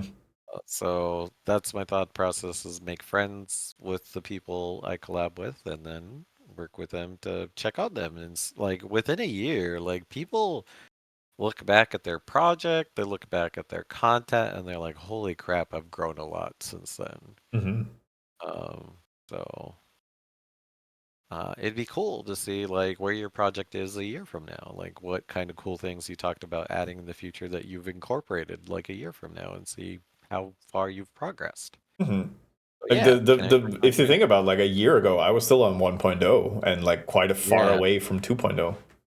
Mm-hmm. Yeah. So yeah, can I check on you in 6 months to a year? Yeah, of course. Awesome. Awesome. So I appreciate this and I appreciate that Fruitsy connected us. It was like, hey, I did my interview. I had a lot of fun, and you need to interview this guy because I think you'll enjoy it. And I did. I did Yeah, enjoy connecting with you today. it was fun. It was fun. I like this a lot.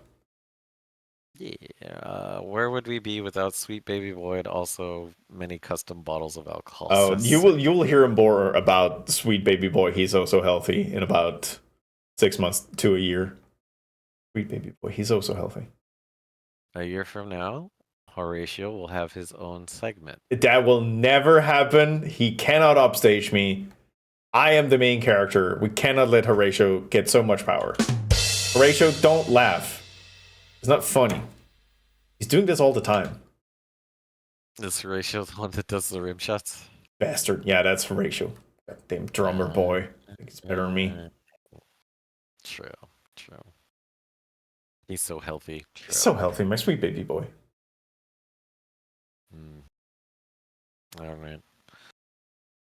All right, gatos, let's say bye to Renee. And everybody say bye to me. Yeah. Everybody from Renee's community. Say bye to the gato. I'm Ninja Gato.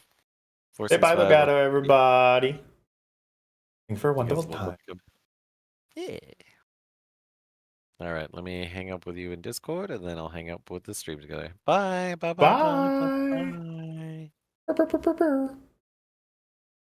Oh.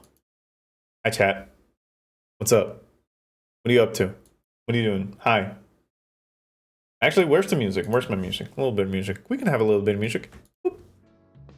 Ooh. What's up? Hey. It's late. It's late. It's like almost 11. Is the other chat gone? Yeah, the other chat's gone too. Mini streaming today. I did two of them. Welcome in. I hope you had fun. For those of you who would stick around for the interview, I hope you had fun.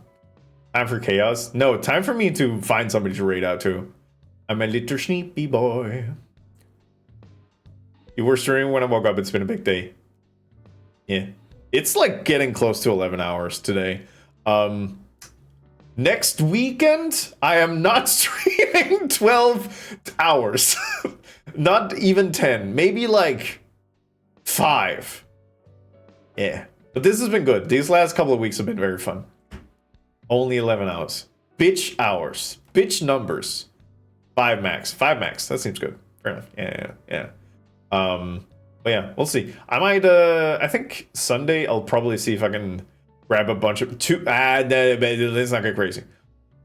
We'll probably see if we can like find a couple of people and do some Wonder Hunter. Yeah. And I will like I close stream and turn it on again, so it would be easy to kind of separate this thing. So I'll make it a bot, make it accessible, and people can see the whole thing. Seems like a cool guy. Yeah. They do a bunch of interview with a bunch of people, and it's kind of interesting. I like it. I haven't been interviewed before in that capacity, but I felt like I did a good job being talkative. Do. Other stuff too? Yeah. Listen, I generally answer questions. It's just a matter of being asked, you know? Very good. Yeah. All right. Let's find somebody to raid. Let me see here. We're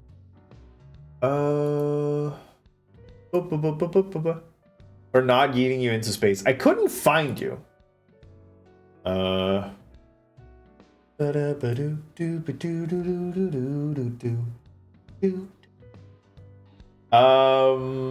What? How do we feel about one of the VTuber advisor, Blaze at Midnight? And her stream. Oh shit. Yeah, no, fair point. Thank you, Senpai. You won that interview, which is real and normal. You know what? When you put it like that, their stream is over. Oh. Alright, let me do my research. Yeah. Yep, they're not live. Shush. Okay, not live. In that case, I think I'm just gonna send you over to Blaze at Midnight. They are doing. Wait, let me see. They're doing some retro gaming. Holy shit! They're playing. They're playing Donkey Kong. They're playing original Donkey Kong, Mario with the thing. But yeah, they're another of the VTuber advisors. So I'm just gonna send you over there. Oh wait, they're playing Donkey Kong. But it's fine. I'm gonna send you over there. But yeah, thank you everybody for joining me for all the things today. And I hope you enjoyed it. I know I did. So I'm sending you off. There you go. Thank you for streaming. Thank you. I'm gonna send you off now. All right. Whoop whoop whoop. Nope, wrong one. Whoop whoop whoop whoop whoop whoop. Have a good. I have to go dinner time. Have a good dinner time. I did. Yippee. All right. Yes. Playset's cool. I've watched a stream once or twice. They're very nice, very smart part of the founding advisors. I'm gonna send you off. I'll see you on Tuesday, where we'll be working more on bottles, getting close to the end of that, and then after that, who knows? Yeah, sending off.